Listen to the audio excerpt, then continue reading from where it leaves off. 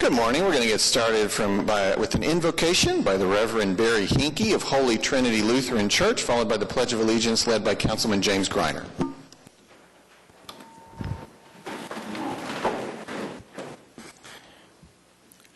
Almighty and everlasting God, we come to you on this new morning, and we're reminded that your mercies come fresh and new to us every morning, for great is your faithfulness.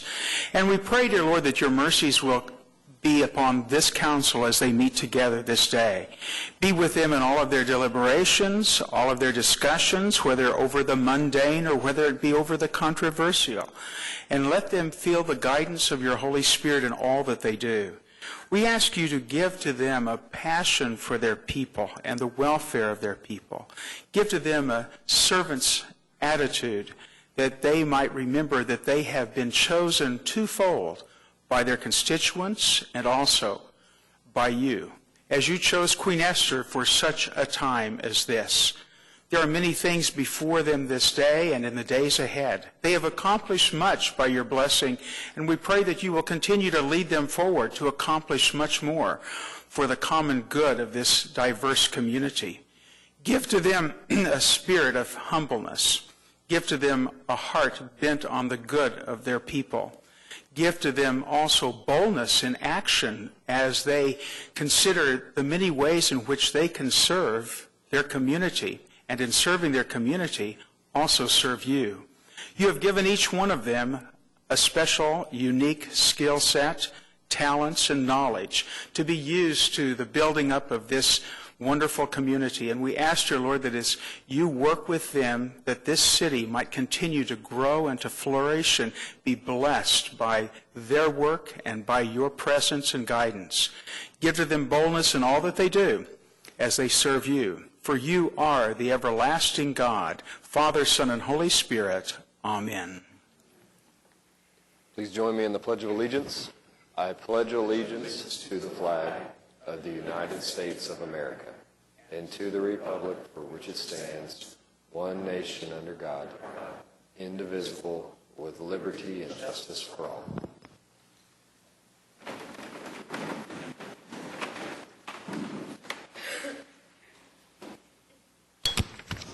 All right, I call this meeting of the City Council to order, and we have a couple items up front that I will handle from the podium below.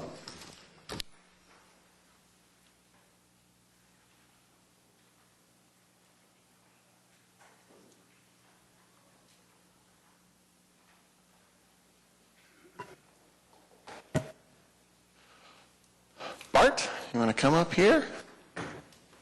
Yeah, who that belongs to. All right.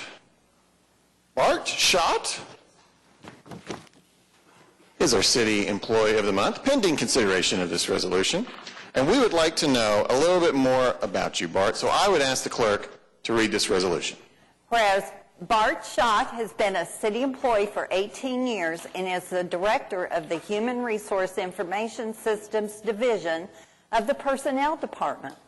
Whereas Bart is an innovative individual who is always looking for ways to provide better service to city departments, and he is always responsive to the needs of other city employees. Whereas Bart has developed numerous automated methods for accessing services from the Personnel Department using SharePoint workflows.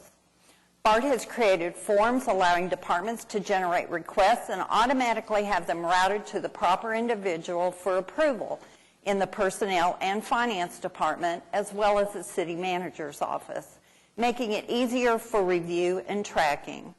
Whereas Bart worked with the IT department last year to develop a more efficient method to ensure employees are paid from the correct source. Bart developed this new method to replace the previous manual process, which often resulted in employees being paid from incorrect funds and having to correct the error. Whereas Bart is an exceptional customer service-oriented city employee who is always looking to improve efficiency. Whereas this council desires to recognize Bart Schott for his dedication, professionalism, and commitment to the residents of the city of Oklahoma City. Now therefore be it resolved by the Mayor and Council of the City of Oklahoma City that they hereby thank and commend Bart, September 2019, South Oklahoma City Kiwanis Club Employee of the Month.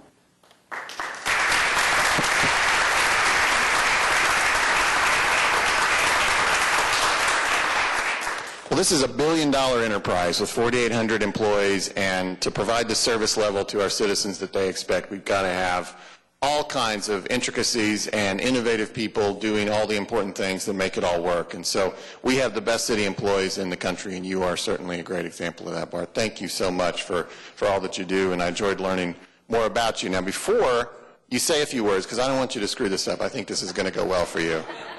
I think we should quit when we're ahead. Let's go ahead and take the vote. Got a motion and a second. Any discussion? Seeing none, cast your votes. Passes unanimously. You are the Employee of the Month, Bart.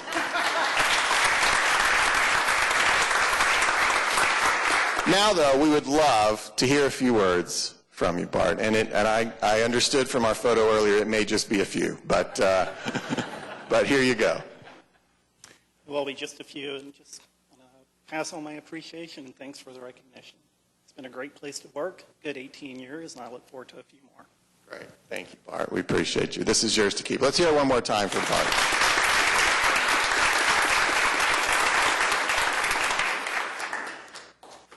All right. Why don't we get our regional food bank folks up here?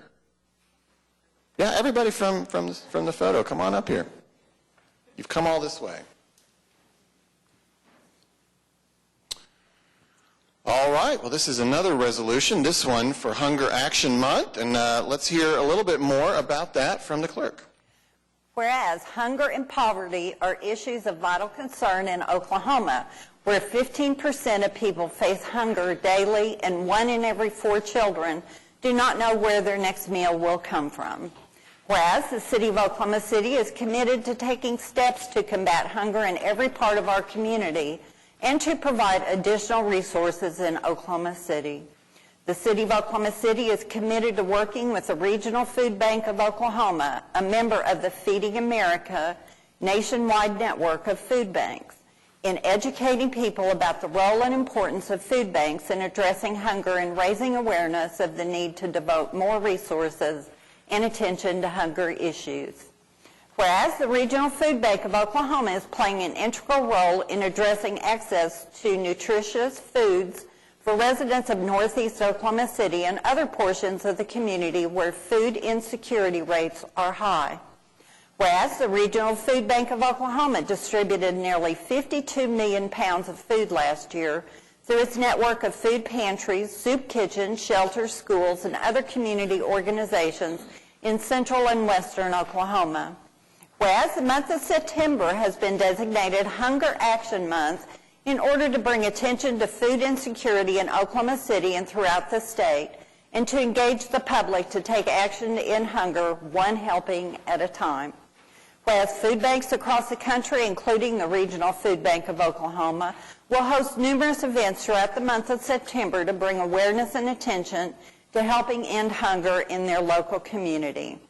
Now, therefore, be it resolved by the Mayor and Council of the City of Oklahoma City that they do hereby thank and commend the Regional Food Bank of Oklahoma for the nourishment and hope they provide to those in need, and the Mayor does hereby proclaim September 2019 as Hunger Action Month in Oklahoma City. Thank you so much for all that the Regional Food Bank does, and this is just, I know that you do this 12 months out of the year, not just in September. I know, John, you were going to maybe say a few words. Would you like to introduce yourself and who you've got up here? Thank you. My name is John Bob Semple. I serve as Senior Director for Community Impact at the Food Bank. This is Arthur Younger. He's our Community Connections Manager for northern part of the metro area, and our Chief Executive Officer, Katie Fitzgerald. Hunger Action Month is an opportunity for us to see our neighbors, to see the issue of hunger as something that we can all contribute to. These are our neighbors. Councilwoman Nice has been championing the needs of our neighbors and friends in Northeast Oklahoma City.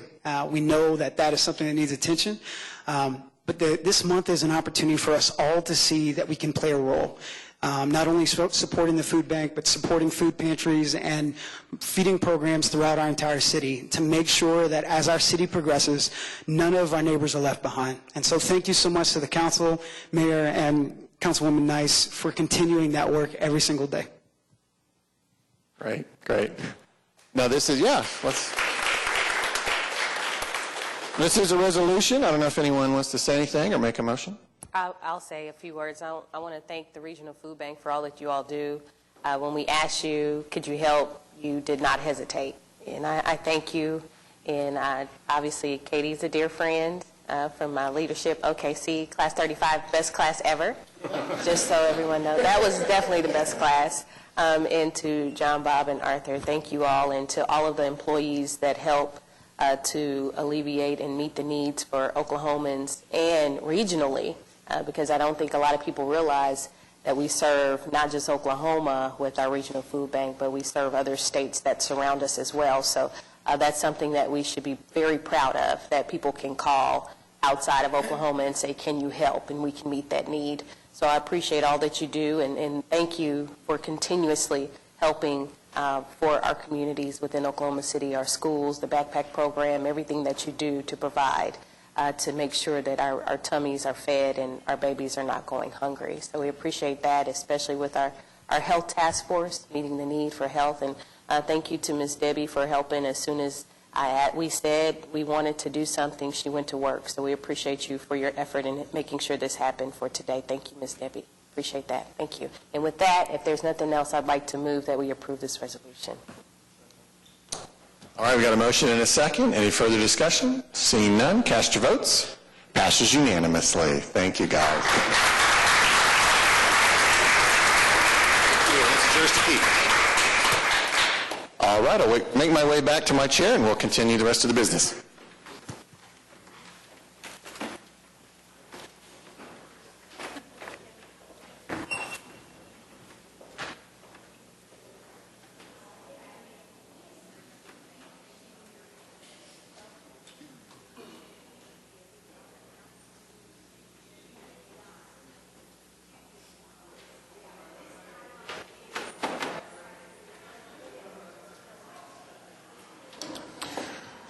All right, that concludes the items from the office of the mayor. We now proceed to item 4, Journal of Council Proceedings. We have 2 items we can take with one motion. Got a motion and a second. Any further discussion? Seeing none, cast your votes. Passes unanimously. Item 5, request for uncontested continuances. Mr. City Manager. Yes, sir. On page 22, item 9H1, we're going to strike all the items that I'll list here. Item F, 6320 South Phillips Avenue, the owner is secured. Item L, 3023 Northwest 19th Street, the owner is secured. And item Q, 1228 Northwest 105th Street, the owner is secured. Under item 9I1, abandoned buildings, item D, page 23, item D, 6320 South Phillips Avenue, the owner is secured. Item I, 3023 Northwest 19th Street, the owner is secured. And item L, 1228 Northwest 105th Street, the owner has secured. That's all the items that I have. Okay. Now we'll proceed to item 6, revocable permits. Item 6A1 is a revocable permit with the Oklahoma City Water Utilities Trust and Friends of Multisport to hold the 2019 Redman Triathlon and Half Triathlon on September 21st. And don't seem to have anyone who signed up to speak. Is there anyone who came anyways? Okay. Well, this is in wards 1, 2, and 8, so. All right, we've got a motion and a second. Any further discussion? Seeing none, cast your votes. Passes unanimously. Item 6A2, this is also relating to the Redman, so if you guys just want to jump in. Okay. Motion and a second. Any further discussion? Seeing none, cast your votes. Passes unanimously. 6B is a revocable permit with the 45th Infantry Brigade Combat Team Fallen Heroes Half Marathon for the 2019 Fallen Heroes Half Marathon on September 28th. And we do have someone who has signed up to speak, George Caves or Caves? Caves. Welcome, George. If you wouldn't mind stating your name and address. George Caves, 16402 East Reno Avenue, Choctaw, Oklahoma. And just tell us a little bit about your event. So this is our 9th annual half marathon that we ran. It supports the families of the fallen that we've had in the 45th IBCT, as well as Oklahoma Army National Guard. It's a scholarship foundation for the spouses and children of those soldiers. So every year we put it on. Last year we gave $3,600 in scholarships, as well as we give $1,900 in gift cards for the back-to-school things. Help the kids out, help the spouses, family members that are still going to school. So it's a great cause. Hope everybody would come out and participate. Great, thank you. This is in wards 3, 4, and 6. So anybody who wants to jump in? Yeah, thanks. Thank you for this event. Thank you for what you guys do. So with that, I would move it for approval. Got a motion and a second. Any further discussion? Seeing none, cast your votes. Passes unanimously. That brings us to item C, revocable permit with the Mesta Park Neighborhood Association for the Mesta Festa on September 22nd. And do we have anyone sign to speak? We do. Jennifer Bowman.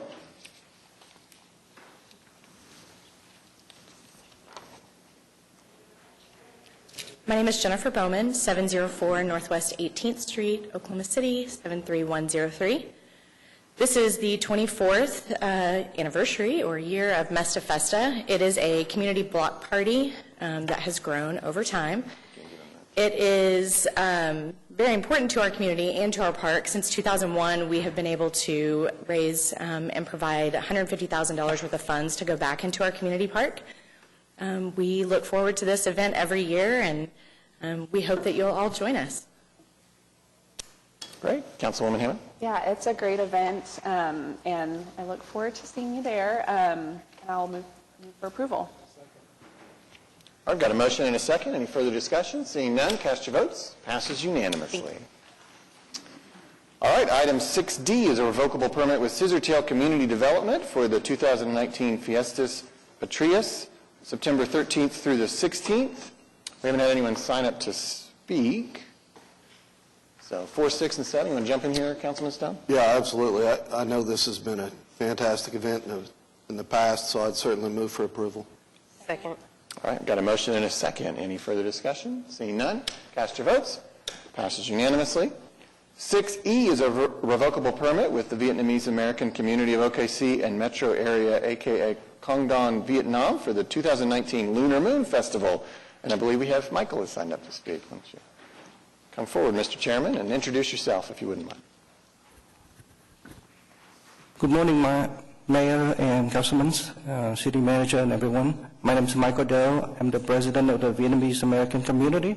You probably see me the last 2 years. This is going to be our 3rd year that we have Lunar Moon Festival at Military Park. Thanks to the improvement to the park, we have so many activities that we can do at the park in the Asian District. And we do appreciate everything that you help us and make it happen. This year we're going to have a third year Lunar Moon Festival. It's going to have lion dance, a little Miss Vietnam pageant, food truck, food vendors, and many activities throughout the day from 5 to 10 p.m. We would like to invite everybody, the mayor, the councilman, everybody, please come join us for that celebration.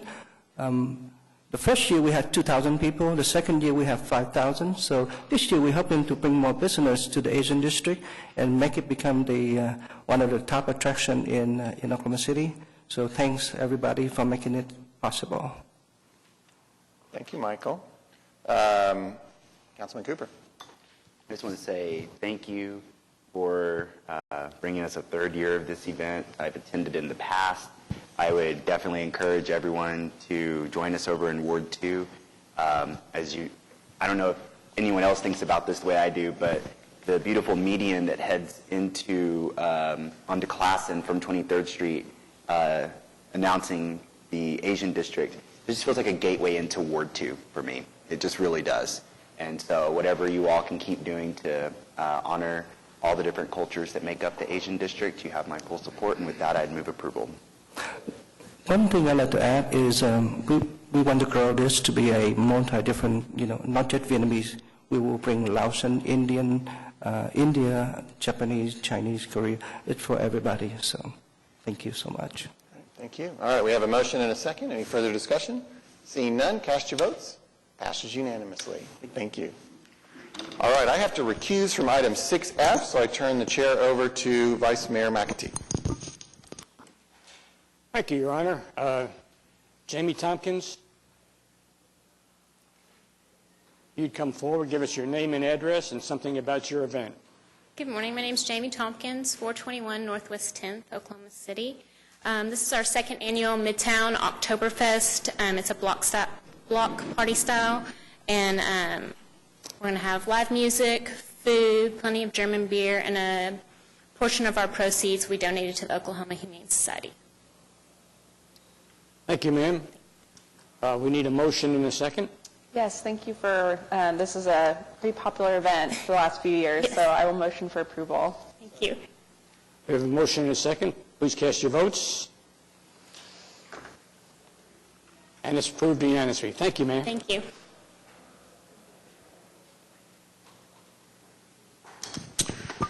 All right, brings us to item 6G, revocable right-of-way use permit with Red Coyote Running and Fitness to hold the Red Coyote Runtoberfest 5K. And anyone here to speak on that? Yeah, please come forward. Just state your name and address. Brett Hale, 2412 Brookside Avenue, Edmond, Oklahoma, 73034. I'm with Adventure Tech Sports, and I'm representing the Red Coyote Running and Fitness Runtoberfest 5K. We're partnering with Fassler Hall. This is the fourth year we've done the event, and it's a 5K plus a post-run party. Will take place on October 20th, starting at 4 o'clock. The run will be done by 6 o'clock. Streets will be back open. Starts and finishes on Park Place at Fassler Hall. And a portion of the proceeds will benefit Girls on the Run, which is a program that provides funds for girls to join and participate in various running programs and help build their health, confidence, and self-esteem. So I hope you guys can come out and join us, and I appreciate your time and consideration today. Thank you. Councilwoman Hammond?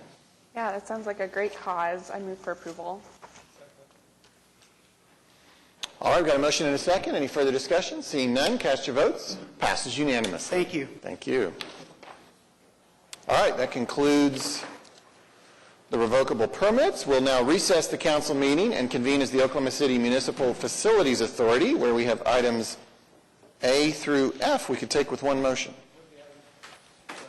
Got a motion and a second. Any further discussion? Seeing none, cast your votes. Passes unanimously. We'll adjourn OCMFA, convene as the Oklahoma City Public Property Authority, where we have items A through D we can take with one motion. Got a motion and a second. Any further discussion? Seeing none, cast your votes. Passes unanimously. We'll adjourn OCPPA and convene as the Oklahoma City Environmental Assistance Trust, where we have two items we could take with one motion. We've got a motion and a second. Any further discussion? Seeing none, cast your votes. Passes unanimously. We'll adjourn the Oklahoma City Environmental Assistance Trust and reconvene as the council, where we find ourselves at the bottom of page 5, item 7, the consent docket. And just for purposes of efficiency, I might start out with I have to recuse from items 7I, 1, and 2. And so why don't we might submit to your consideration that you handle those first. And so I'll step out and turn the chair over to Vice Mayor McAtee. Thank you, Your Honor. We're talking about 7I, 1, and 2. Can we take it with one motion? Look for a motion in a second. Motion in a second. Any comments or questions? Seeing none, please cast your votes. And it's so done.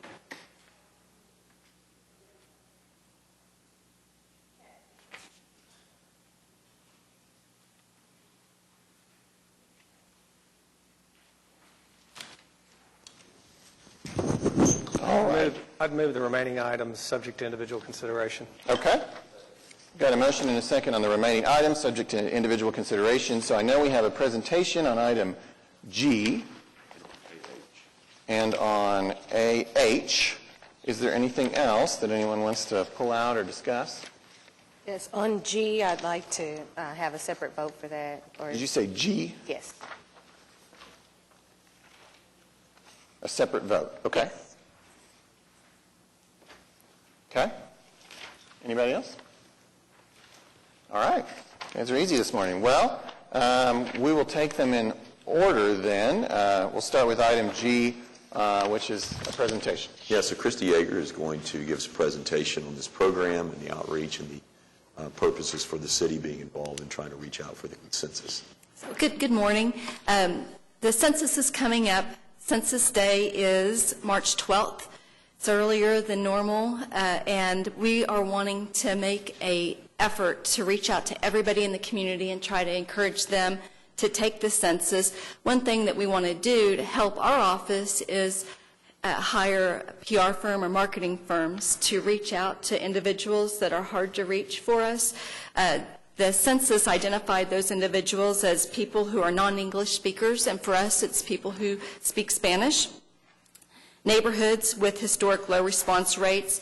And if you look at the census map, those areas are predominantly in South Oklahoma City, South 15th to South 36th, between Portland and Shields.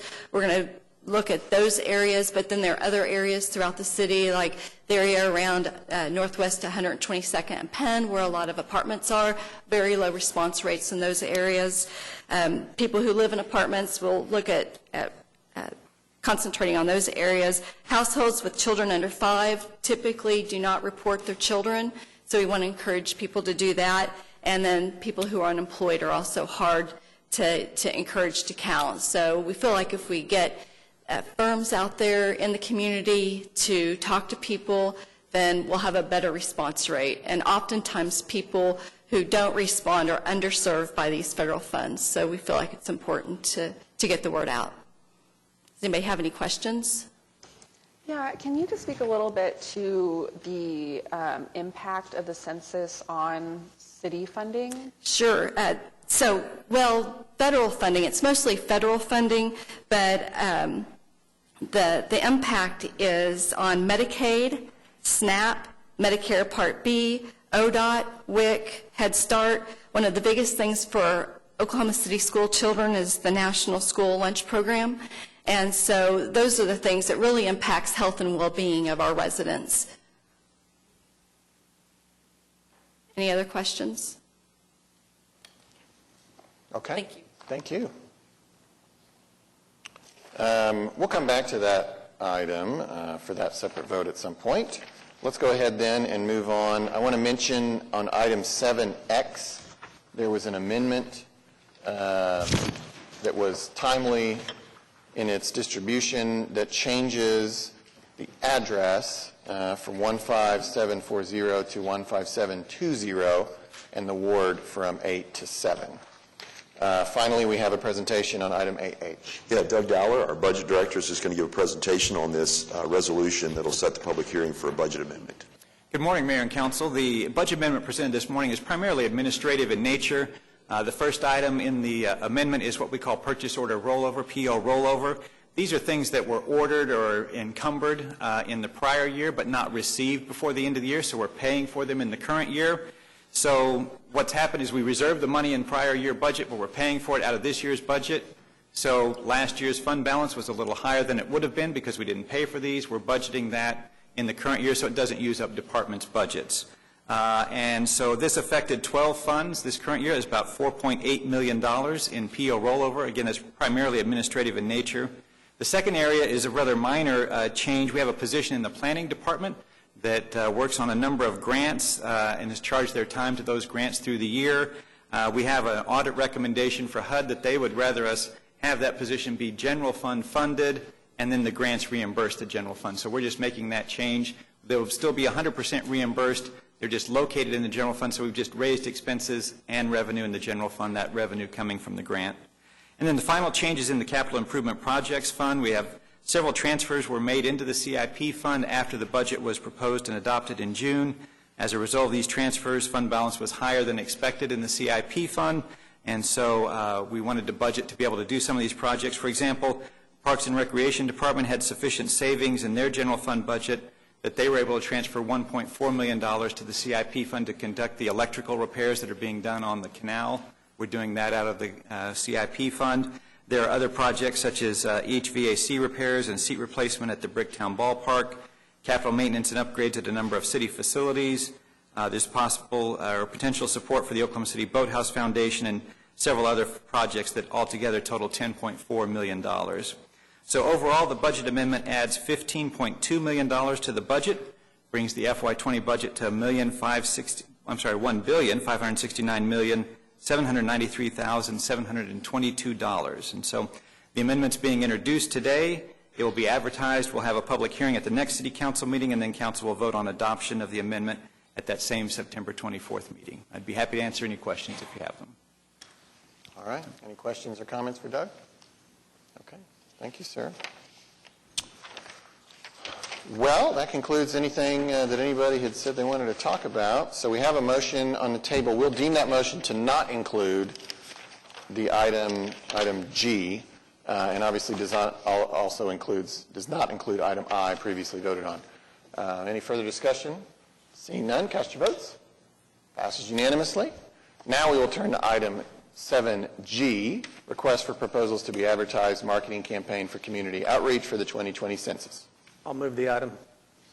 Got a motion and a second. Any further discussion? Seeing none, cast your votes. Passes unanimously. All right. We now find ourselves all the way on page 16 of your printed agenda, item 8, the concurrence docket. We have items A through H we could take with one motion. Got a motion and a second. Any further discussion? Seeing none, cast your votes. Passes unanimously. Brings us to item 9, items requiring separate votes. Item 9A, these are all ordinances on final hearing that were recommended for approval at the Planning Commission. 9A1, closing the east to west alley in Block 2 of the Packing House Park Edition, extending west from North Villa Avenue north of Northwest 2nd. Councilwoman Hammond. Yeah, Francis, is anyone signed up to? Okay, well, this is pretty simple. Alley closure, and I'll move for approval. Got a motion and a second. Any further discussion? Seeing none, cast your votes. Passes unanimously. 9A2, closing and vacating all the streets and alleys bounded by Northeast 6th, Stonewall, 4th, Kelly, etc. Councilwoman Nice. Yes, I move for approval. Got a motion and a second. Any further discussion? Seeing none, cast your votes. Passes unanimously. 9A3, closing a 5-foot utility easement between lots 25 and 26 in Block 1, etc. Councilman Greiner. Move for approval. Got a motion and a second. Any further discussion? Seeing none, cast your votes. Passes unanimously. 9A4, closing and vacating the east-west 20-foot alley in Block 11 of South Oklahoma City Addition, east of Broadway, south of the Boulevard. Councilwoman Nice. Yes, I move for approval. Got a motion and a second. Any further discussion? Seeing none, cast your votes. Passes unanimously. 9B1, this is a public hearing regarding updates to the building code. This was presented at our last meeting, and this is the public hearing in our 3-meeting cycle. So is there anyone here who wishes to speak on this public hearing regarding the updates to our building code? Seeing none, I'll move to item 9B2. This is the public hearing also relating to the building code. This is regarding specifically a resolution declaring the need for the adoption of the code. Is there anyone here who wishes to speak under this public hearing? Seeing none, 9B3 is another public hearing regarding a resolution also related to this is specifically related to the residential code. Is there anyone here who wishes to speak under this public hearing? Seeing none, we'll move to 9C1. This is a public hearing regarding the fire code. This is the second of 3 meetings in our cycle, and so does anyone wish to speak under this public hearing regarding updates to the fire code? Seeing none, 9C2. This is a public hearing regarding a resolution declaring the need for adoption of the fire code. Is there anyone here who wishes to speak under this public hearing? Seeing none, we'll go to 9D. This is a public hearing regarding the ordinance that we discussed at the last meeting that was presented that will only be effective for a few hours on the opening date of Scissortail Park. Is there anyone here who wishes to speak under this public hearing regarding this proposed ordinance? Yeah, come forward. If you'd state your name and address and keep your remarks to 3 minutes or less. Hi, I'm Landon Witt. This is my first time doing this. I live at 3200 West Britton Road, Unit 78. I just wanted to just kind of say that when I first saw the proposal, I actually run a small YouTube channel, and I was going to video some stuff at the park, and then I was informed that that would probably be outlawed due to the ordinance that you guys had proposed to limit cameras at the park. I did a little bit of research, and I may be wrong on this because I'm kind of learning how this works, but we've not done that very often. In fact, there's only been 2 times before, one during the red light cameras, which was unanimously voted, and 2 during Timothy McVeigh's court hearing on the trial of the Murray building bombing. So this would be the 3rd time we've ever prevented the press from having cameras in the public domain, and it would be for the interest of performing artists. So I just ask that we kind of look at this a little bit slower and decide in light of the First Amendment of the United States, and that's all I have to say. So, I can speak to this. Okay. If I may. We also, we got Christy Yeager from the Public Information Office. Right. So I'm working with the band's promoter on Scissortail Park's opening, the Kings of Leon, and the Kings of Leon have a requirement that they only allow, we're trying to work this out with the band, but I think it's going to be the first 3 songs to be filmed by crews. So the band is allowing us to allow the media in for the first 3 songs, and then they cannot record anymore. And so then that's not unusual. Right, but any individual can, of course, use their phone all concert long. You're talking about sophisticated camera equipment. It's point 19. Mr. Witt wants to bring 6 cameras in. Professional cameras, SLRs, video cameras, iPads, or GoPros. Right, right. So I mean, when you say the First Amendment, I want to be clear that anybody can tape the concert on their phone all night long. You know, you're talking about really more equipment than you are about the First Amendment. And so you want to bring in certain cameras that I guess are not typically allowed in a concert setting. News type camera. That's correct. Yeah, he wants to bring 6 cameras Yeah, in. no, well, I don't have to bring 6 cameras. I simply requested it. And I also requested the contract between the city and Kings of Leon, which I still haven't gotten because it's not between the city. Right, it's between a private organization. So, but he could potentially, if you want to go to different podiums, it's a little, you guys are right. There we go. Thank you. So you could potentially get a media credential and do exactly what you want to do for the first 3 songs, potentially. Correct. Well, we don't have space for 6 cameras if that's what he wants, but we will have limited space, and he can bring a camera in, maybe 2. Okay. You know, this was constructed as a venue for, the Great Lawn specifically, was constructed as a venue for these types of concerts. We're excited that we get the opportunity at this first night to demonstrate its potential. It is in that context, when it is used in that way, it is like the Chesapeake Arena, or it is like any other sort of concert venue. We have secured sponsors so that people don't have to pay to be there that night and buy tickets, and that's a gift to the people of Oklahoma City. But when this park was designed, it was as if this would potentially be a concert venue with controlled access and all the rules that you have to deal with when you go to a concert.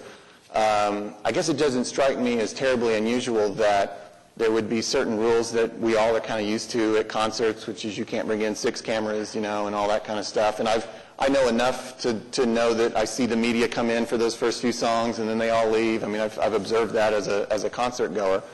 So anyways, I don't necessarily, my conscience is not shocked by these rules because they're just standard concert rules, and this is a concert.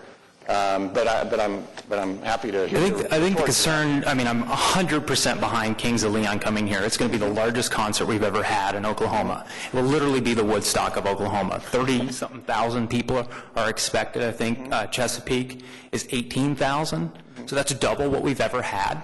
I mean, this is an epic event for the city that could literally leverage us into national news. If done correctly, if they film this correctly, this could coverage on national news.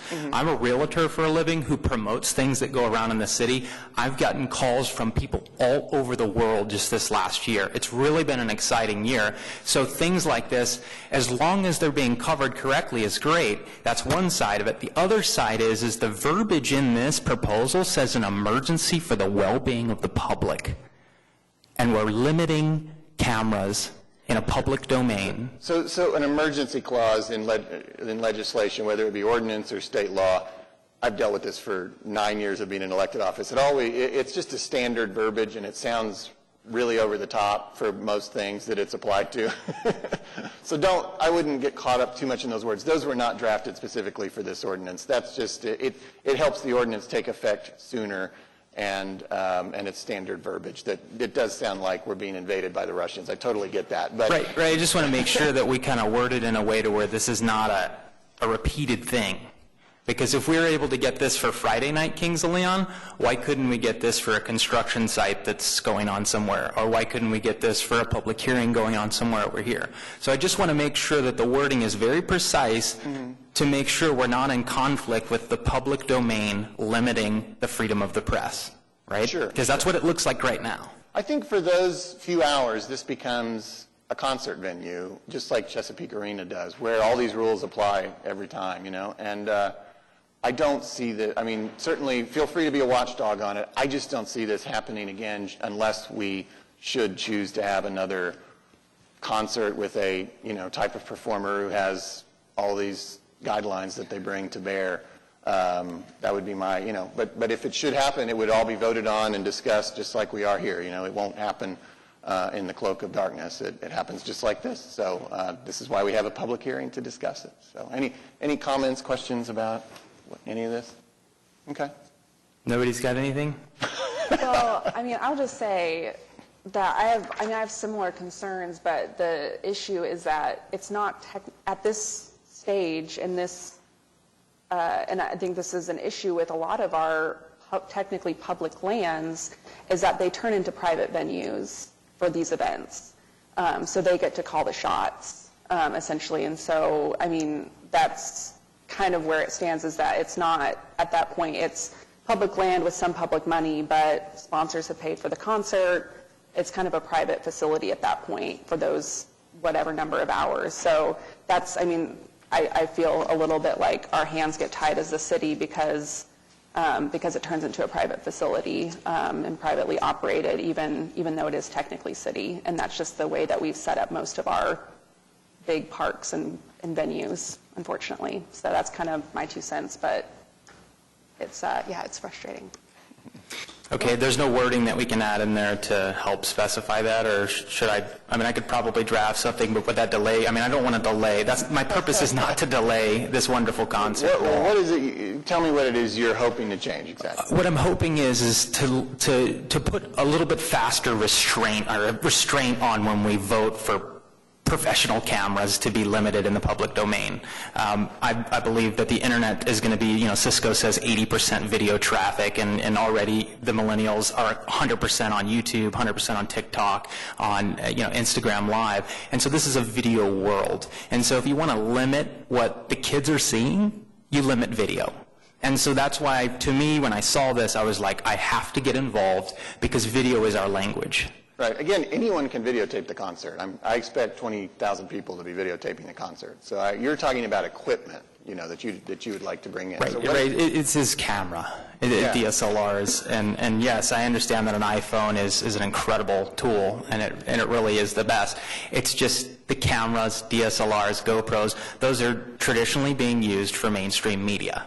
So one could look and go, that's specifically worded to prevent professional video taking, which as long as you're making your video to disseminate information to the public, that's covered underneath the First Amendment. So what is your change that you're seeking? I think when we put the words emergency and then we put the words for the public well-being, and then we follow that with chained wallets and cameras. So the emergency clause has to be in there so this takes effect in time for the concert. Correct. So that's not going to change. So Right. So Is it possible, I'm sorry to interrupt you, is it possible for us to maybe just add the verbiage up to 3 with media credentials? Is that a possibility? I don't know. Is it media addressed in the ordinance, or is that just kind of assumed? How does that work? Yeah, Amanda from Municipal Counselor's Office. The media is not specifically addressed in the ordinance. They have a designated location after they've determined that they meet that criteria of being media personnel. And so that will be regulated as to that location only. This is applying to the public who's coming in as concert goers. So if you're looking to add a provision for a certain number of cameras for concert goers, then you would have that apply to all concert goers. So Your comment was just about the media and the first 3 songs thing, right? Would you like to explore that, or we could have that for the next meeting probably? But I think we should see what we can do as far as to accommodate that for this effort, because this is a once-in-a-lifetime opportunity for quite a few people to experience this type of concert in this brand-new venue. So I think if we're able to possibly do that, and just speaking from, I guess, my media background, I feel you, so I understand.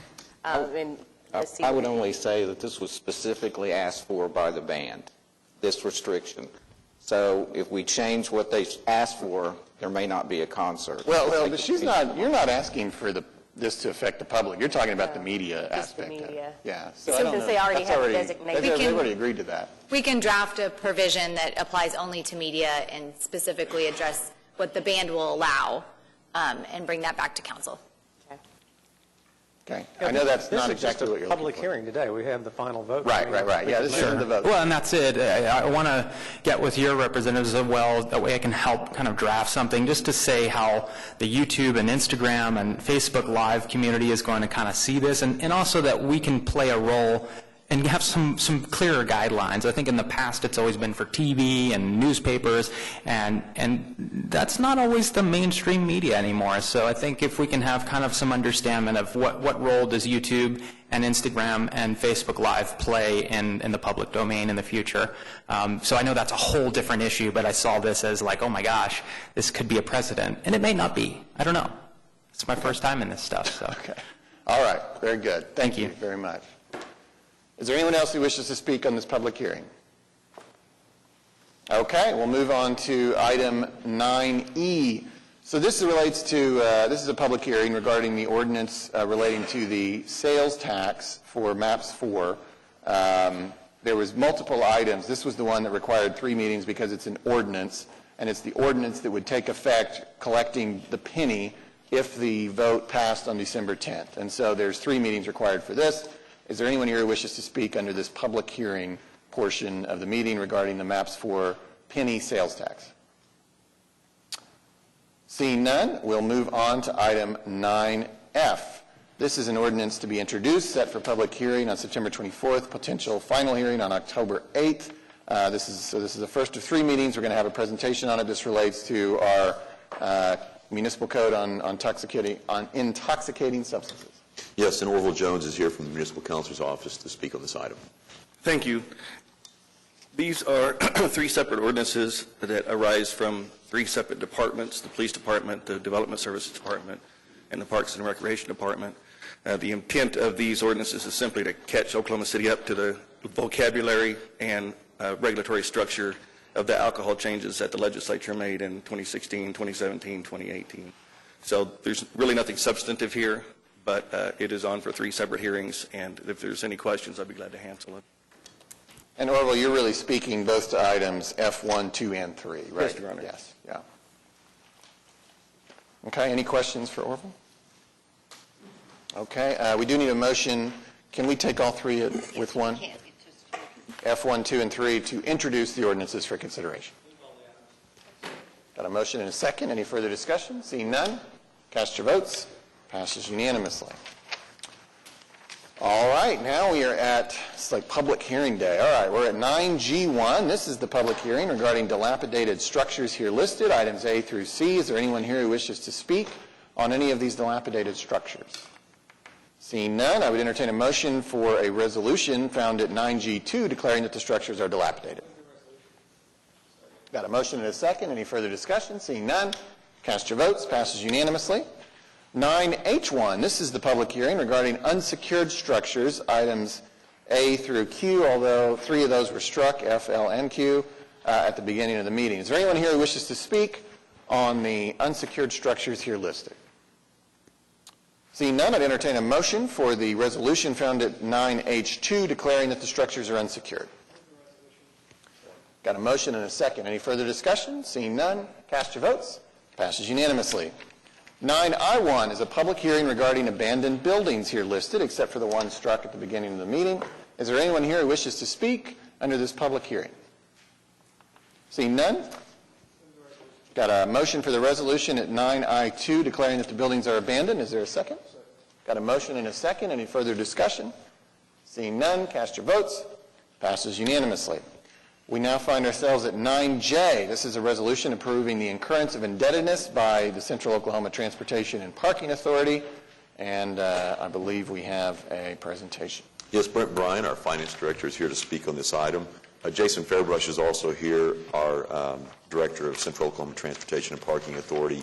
If there are questions related to the garage, Brent's going to speak to us about the authorization for incurrence of indebtedness for COTPA. Good morning. This item went before the Central Oklahoma Transportation and Parking Authority on Friday and was approved. What this item does, it helps with the development of 1,100 space parking garage adjacent to the new convention center, the Omni Hotel, the new Scissortail Park, and the Chesapeake Arena. This item authorizes the issuance of up to $15 million in new debt by the Parking Authority, the Transportation and Parking Authority. It also approves an agreement of support. An agreement of support is typically provided by the city on deals like this, and the agreement of support essentially says if the revenues are insufficient, the city will provide the necessary funds to make the debt service payments. And that's a typical, that's the way we do these bond issues. It also waives competitive bidding. When we do bond issues, you can do them one of two ways. You can do them as competitive bidding, or you can do negotiated sale. When you do a revenue bond issue like this, the standard practice is to do a negotiated sale. So what we have to do here is waive competitive bidding. The city a couple years ago created a underwriters pool, and we selected 2 underwriters to help support to fulfill this transaction. They are Raymond James and UMB Bank. In addition to this, as part of this project, COTPA will be defeasing or prepaying some outstanding bonds that they have in place to date. They have about $18 million in outstanding debt, but as a result of the current interest rate environment, and it's appropriate, it's financially prudent to defease those bonds or prepay those bonds off. Typically with a bond issue, you would call them. Most bonds, when we issue them, after 10 years after they've been issued, you have a call feature where you can call the outstanding bonds.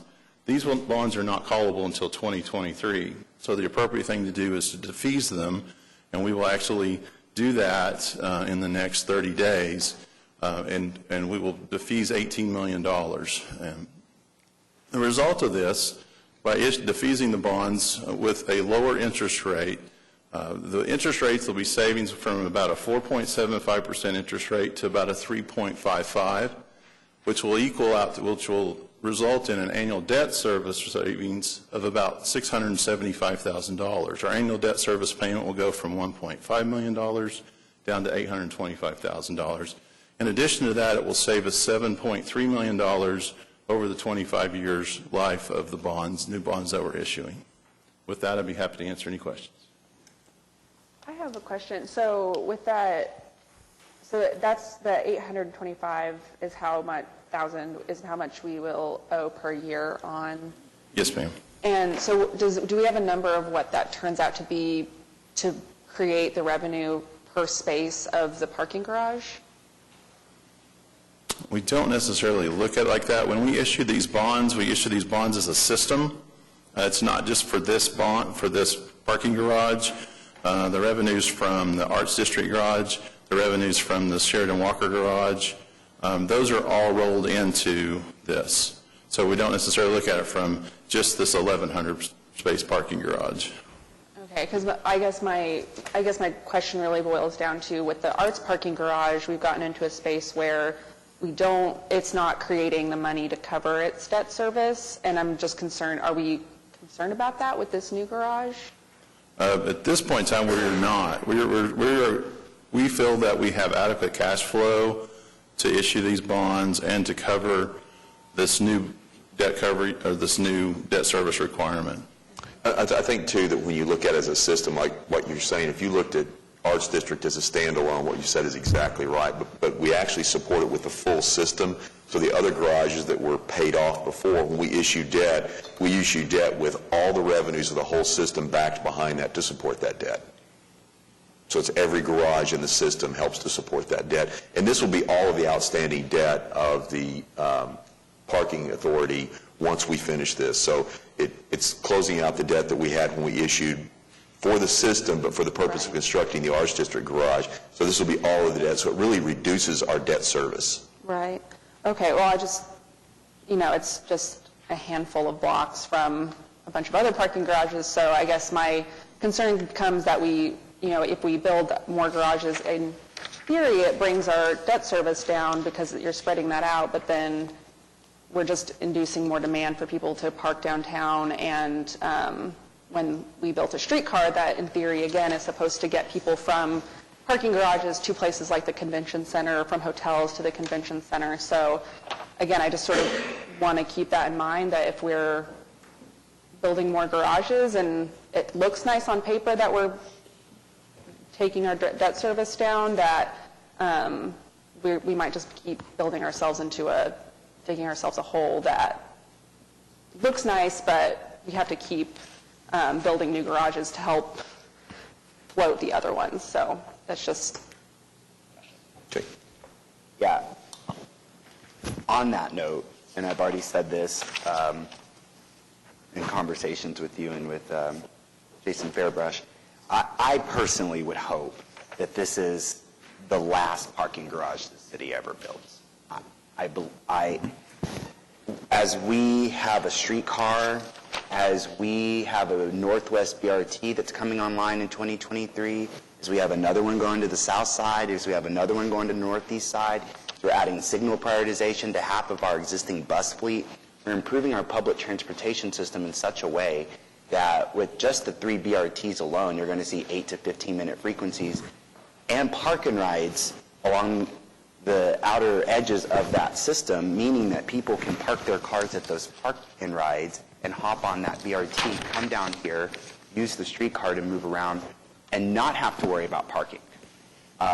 This is a number one concern I hear out in Ward 2 all the time from especially residents who are older. They don't like coming downtown because one of the very first things they think of is parking expenses. So I understand the idea, let's build more garages, sure. But I think public transportation is going to help us alleviate that. So I would hope this is the very last parking garage. I actually, as a COTPA trustee, voted against selling, I think it was last summer, the parking garage we owned already, because that was a public asset that I just, debt-free. But listening to you and Jason, I'm convinced that this route is the best way to deal with the debt total for us as a system, and I'm encouraged by that. But I just want to go on record. I really do hope this is the last one. And to Councilperson Hammond's point, beautiful, architectural, award-winning garage next door to us, and yet its occupancy is not where it is, not what it needs to be. And I'm to understand it's because it wasn't built in proximity to some of the major businesses. Is that why that's not at? I think it just depends on what the demand is. I mean, you think of it right now, when we built that garage, we didn't have the spaces that are now located south of that garage. So that's a part of that. We had opportunities where we could have had other businesses move to that garage, and we built to an area where we felt like it was needed at the time as we did demand studies, and other garages have been built since that time, which has also affected our demand. So the demand has just been less on this side of the city. That leads me, thank you for that. you would, because former COPPA trustee. That was the other question I had too about building this garage where we're building it. Could you speak to any private, do we anticipate that someone in the private market might want to build along this area where we're going to be putting in this new parking garage? I mean, and why they wouldn't, if they wouldn't? There's development occurring to the west, or the east of it, but I'll remind you that once we complete the new convention center, we'll more than likely lose all the 1,000 parking spaces where the Cox Convention Center is. So that's going to go away, and we'll probably put that out for development in the near future. So that will go away. So there's a reduction in your inventory, where all that activity is going down south, and that's where this new garage will benefit, the four things I mentioned previously. Well, I'm encouraged by the savings that we'll have here, but as I said, I would hope this is the last parking garage. Any other comments or questions for Brent? Okay. Well, we do have a resolution here, and it requires 6 affirmative votes. Oh, 7, actually, to waive competitive bidding, which I take it you desire. Yes, sir. Okay, we've got a motion and a second. Any further discussion? Seeing none, cast your votes. Passes unanimously. Okay, 9G1. This is the public hearing regarding dilapidated structures here listed, A through, wait, is that right? Sorry, we already did that. 9K1, resolution approving the request for salary continuation for Corporal Carlton Neal while he continues to require rehab. I don't believe we need executive session. Got a motion and a second. Any further discussion? Seeing none, cast your votes. Passes unanimously. Item 9L is to enter into executive session on advice of the municipal councilor to receive confidential communications regarding Oklahoma City v. Hilltop Plaza. Move the item into executive session. Got a motion and a second. Any further discussion? Seeing none, cast your votes. Passes unanimously. We will handle that at the end of the meeting, or at the end of our other business, I should say. 9M, enter into executive session on advice of the municipal councilor to receive confidential communications regarding the case of Miller, Mendel, and Tyler Miller versus City of OKC. Move the item into executive session. Got a motion and a second. Any further discussion? Seeing none, cast your votes. Passes unanimously. We will handle that at the end of our other business. 9N1, claim recommended for denial. Don't believe we need executive session. Is there anyone here who wishes to speak on this? Seeing none, I'd entertain a motion. Got a motion and a second. Any further discussion? Seeing none, cast your votes. Claim is denied. 10A1, claims recommended for approval. Items A through D, I don't believe we need executive session. We can take it with one motion. Got a motion and a second. Any further discussion? Seeing none, cast your votes. Passes unanimously. This brings us to items from council. I would propose we deal with the business before we go around the horseshoe for comment. And so we have items A and B. I believe they're related to each other. Item A is a resolution initiating amendments to the Oklahoma City Municipal Code regarding HP Historic District designation process. Item 11B is an ordinance. This would be, and similar to all of our other ordinance considerations, this would be a 3-meeting cycle, and so it would be only proposed to be introduced today. In this case, referred to the Planning Commission, then set for public hearing here at the council on October 8th and a potential final hearing on October 22nd. This is introduced specifically by Councilman Greenwell and Stonecipher, so I might turn it over to either one of them would like to discuss and present. Okay. This matter came up when we were looking at the First Christian Church, and the owner of the land did not want the designation, the landmark historical designation, and we had, unfortunately, had two bodies heading in two different directions. We had the HPC doing what they wanted to do. We had the City Council doing what they thought was appropriate. We were looking at roughly 5 to 6 acres. The council was. The HPC was looking at the entire 38 acres. And so there was what I call the Greenwell Amendment, where if the owner does not want the landmark designation, then that is a matter that would exclusively come in front of the city council. We're the elected officials. We are the ones that must make this decision, I think, and be accountable to the voters. So that amendment to the ordinance was put together. It was then referred to Planning Commission to have Planning Commission take a look at this and make a recommendation back to us. One thing I'd point out that right after the Greenwell Amendment came before the City Council and was referred to the Planning Commission, there was a quote from the Historical Preservation Committee Chairman Alan Brown in which he thought the Greenwell proposal was a good compromise and does not significantly affect the landmark process. So Councilman Greenwell and I thought that this process, once it went to the Planning Commission, would be something that would be resolved quickly and returned back to us. Somehow it got off track, and it has now been deferred from the Planning Commission considering it until March of 2020. And so Councilman Greenwell and I are concerned that if this issue comes up again, we have two competing bodies going in two different directions. That opens the city up to potential liability, especially in light of the June Supreme Court case that came down called Nick versus the Township of Scott. I'm not going to go into all the details of the case, but it allows plaintiffs to avoid exhausting state remedies and go straight to federal court on a taking case where, for example, the landowner doesn't want the historical landmark designation. We place that on them. They can get to court much quicker. And if we have two bodies competing and saying different things, that's not good evidence for the federal court to be looking at. Two bodies going in two different directions. So Councilman Greenwell and I want this matter sent back to planning, and we'd like them to make a recommendation soon. And we've set deadlines for that. We don't want the recommendation coming in March of next year. Did I say that accurately, David?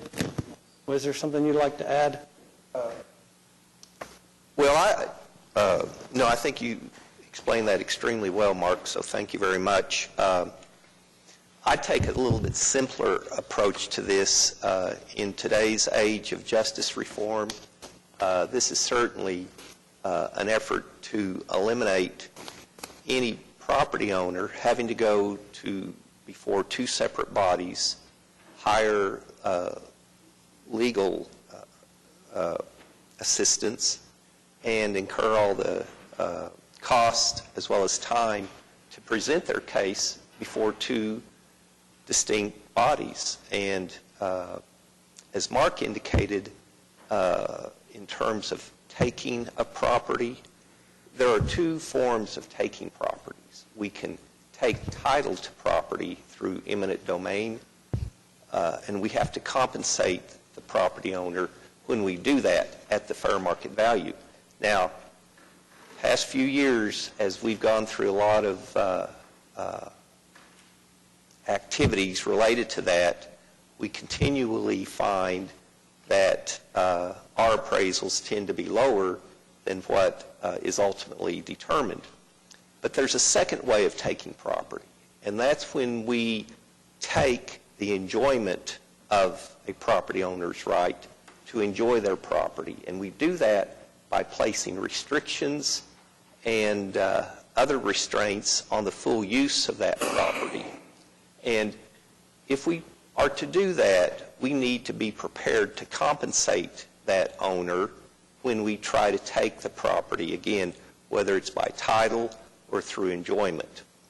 But having said all that, it just eliminates the need for unnecessary costs by the property owner when somebody attempts to force historic designation on their property. So that's about it. So can I ask a question? I was not here when this was sent to the Planning Commission, so this is a question that might have been better asked then. I recognize this is the same ordinance that was brought to the council at that time, correct?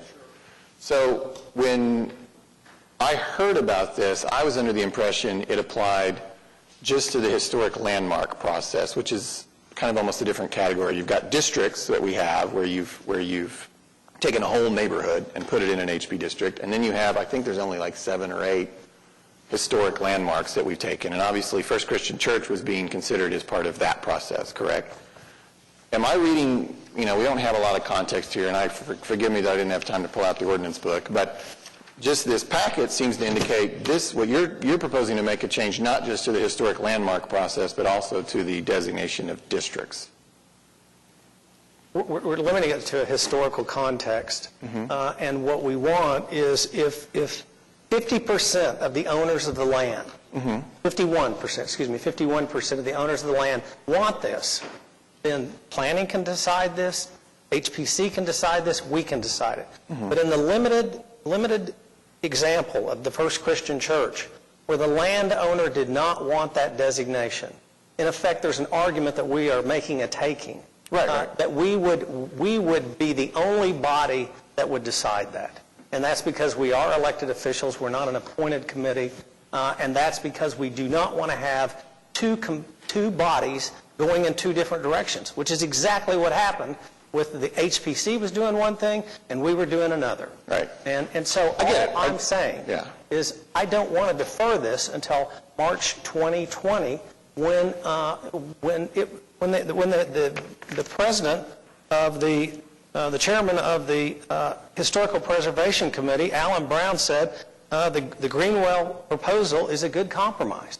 And he also said that it does not significantly affect the landmark process. It's a very, very limited. So that's interesting. So he mentioned the landmark process. That's what I'm trying to hone in on. All I'm reading from is the channel. Right. What I'm trying to hone in on is, I think why this could face more opposition than it maybe should, because, as you said, maybe it's a narrow, intended to be narrow, but it's being broadly applied to the districts, right? I mean, I don't know that we have any record of anyone trying to make an application for a district over the objections of a majority of the property owners. We have this anecdotal example that you're reacting to about First Christian Church. Why is this not just applicable to the HL process? Was that an intentional I think you need decision? to read the code language, and I think you'll be much more comfortable that it's narrow in its interpretation. Okay. And so one of the things I think that got this off the path was there was an article and some emails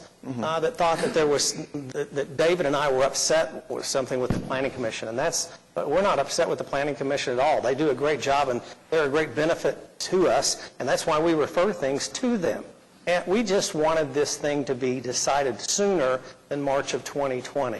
That's the only context in which this came up. We're not mad at anybody. We're not upset with anybody.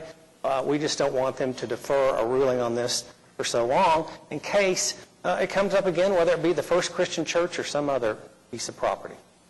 Okay. Well, I'll dig in because I wanted to match the intent that you described to me months ago, which was about the historic designation process, not the whole district process. And so I'll dig in on that. I do have another follow-up question about the resolution. So if I had a disagreement with the actions of the Planning Commission in their process and their choices, I guess the first thing I'd do is I'd call Janice Powers and I'd talk to her. So has that conversation occurred? Because I have Janice called me. I called her back. Okay. We talked about getting together for coffee and talking, but that has not happened yet, and I look forward to that conversation. Okay. I mean, does it make you at all? It makes me a little uncomfortable to be firing resolutions back and forth at each other. I mean, when we're just human beings in a big, small town like Oklahoma City. I agree with you completely, 100%. But I think the only thing that we kind of differ on is I don't want to wait till March 2020 to decide this. Right, I understand that. And the great thing about this, all we're doing is referring it back to planning. We can still look at it. We still have a final vote to take after planning makes its recommendation. And you may say, Mark, this resolution's too broad. We need to tighten that up, and we have the time to do that. That just keeps this moving forward where we don't end up in March 2020 debating. Okay. All right, I've talked enough. Yeah, go ahead. I am concerned that you don't give the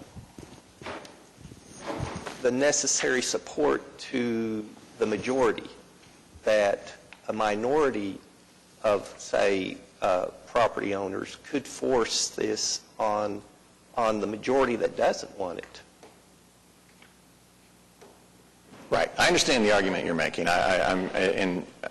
It's just that it started with historic landmark designation, and it seems to have potentially broadened to district designation. Well, we've got members of our legal department here that could address some of those issues. Amanda, do you have any reaction to that comment?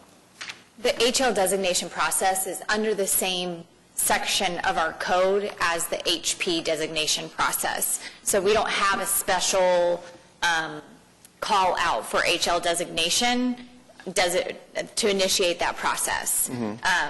We'd probably have to draft a new section of the code, which we could present to council. What we did is, for the initiation process, we made the change that was requested by the council members. Of course. Okay. Councilman Cooper. Thanks. I want to speak to this, but I would actually, can we hear from some citizens? Yeah, because I've heard from a lot of citizens about this.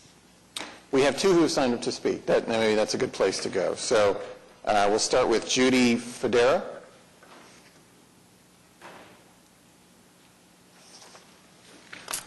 Good morning. My name is Judy Federa, 905 Northwest 41st Street. I'm mostly retired, which is one of the reasons I could be here at such short notice. I am a community volunteer and work part-time at the Health Science Center. I've lived in Crown Heights for the last 5 years. I chose to live there. I knew it was a designated historic preservation district, and I was aware of the constraints that come with. My house is like any house. Its value has a lot to do with the strength of the neighborhood. As I perceive a very strong threat to my neighborhood coming from this proposal. It threatens my financial security, my financial investment in my home. It threatens to destroy my neighborhood, and it threatens to damage my city government. The proposal will give the City Council the exclusive right to strip my neighborhood of its HP status at the Council's whim. It won't need to confer with anybody first. Not the HP Commission, not the city's own planning commission, and certainly not the property owners that these gentlemen purport to be concerned with.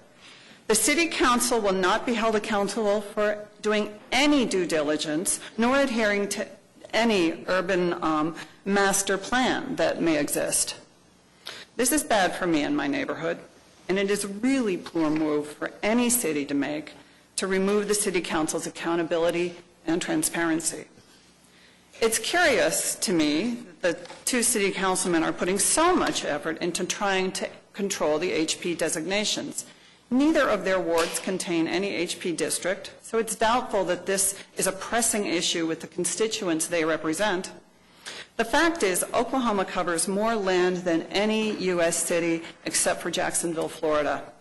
Presumably, there are plenty of development opportunities elsewhere outside of the HP districts. Or there are closer-in neighborhoods that could really use a leg up.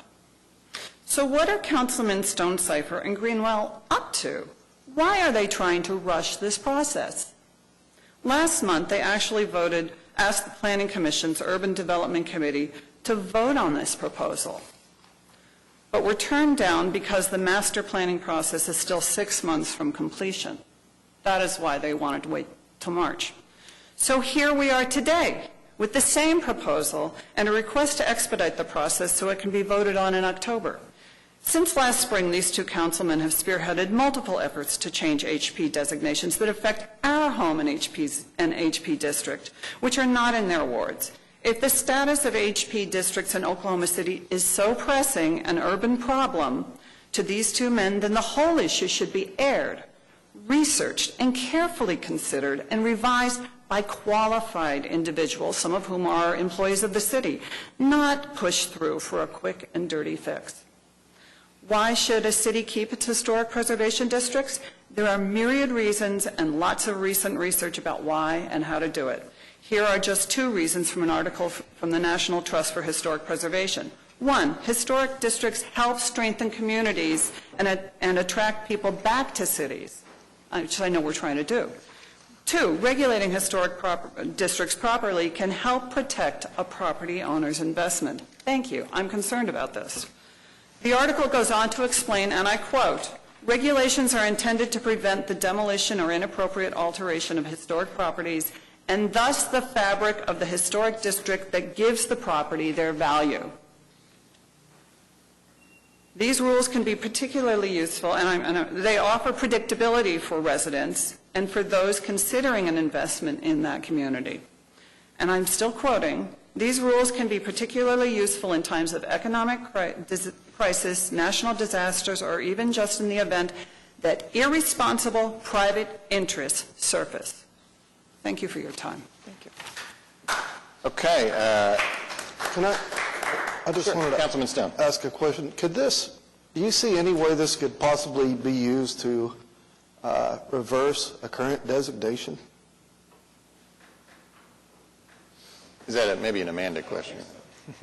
I mean, that brings, the question you raised I thought was a good one, but I've never seen this or thought of this as being used where we would go to a neighborhood and say, well, now we're stripping away your designation.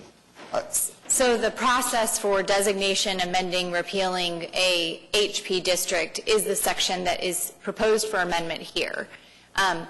The amendment provides that unless the property owner has an objection, well, if more than 50% of the property owner don't agree to it, then it's only council who can initiate the process. The process is still the same. Okay. So it still goes to HP, it still goes to Planning Commission, it still comes back to council for actual approval. It's the initiation of that process. So technically, if you had an HP district where the property owners, more than 50% of them, disagreed with either the repealing of the HP district or the amending of the HP district, they would be required to go to council to initiate that process, but just that for the purposes of initiating. If the property owners agreed, then HP could still initiate it, Planning Commission could still initiate it. So restate that, if Heritage Hill, if somebody wanted to do away with Heritage Hill's HP designation today, the HP Commission could initiate that, and we could initiate it today. And correct. After the adoption of this, only we could initiate that. Only if there were if 51% or more than 50% of the property owners did not agree, it would be limited to council who could initiate that process. I guess the thing that I'm most concerned about is, let's take the First Christian Church as an example. We know that the owner of the property, their church membership is down to 48, and they're trying to keep this church alive, and they need some funds and to move to a different location, and they don't want the landmark designation. And so if we impose that upon them when they are opposed to it, who's going to pay for it when their lawyer, David Box, goes to federal court, files a taking lawsuit? Are we going to buy the First Christian Church? Are we going to get in the business of every time something like this happens and the owner does not want it? Are we going to start buying all those properties? I don't think that's a wise thing for us the way to be spending our money. Ms. Verdera, you've already spoken, but if it's very brief and you feel like you've got to say something to retort, I'll allow it. I respectfully think that the First Christian Church property is part of what gives Crown Heights its value and the homes in there its value. And you can take it off because there's a separate owner, but you can't take it off in terms of the overall value of the area. And doing so, there must be a different way to deal with this that is not going to hurt the owners who currently bought into this area with the expectation that there was that was all part of the Historic Preservation District. Okay, thank you. When there's an estimate over $11 million in renovations because of asbestos, structural issues, HVAC issues, who's going to take on that responsibility? When we get sued for a taking, are we going to buy the First Christian, and then are we going to renovate it, and are we going to keep it? I mean, it's a lot of money. And so I think it needs to be dealt with on a case-by-case basis. I don't think it's going to come up every day. But when it does come up, I think this body that was elected into office should be the one to decide that limited instance. Okay. Mark, Todd, I'd like to respond to your question. Again, it's a reasonable, fair question. But the answer is no, we could not initiate any action unless the majority of the people wanted their neighborhood to be changed in designation. And Amanda, let me ask you this.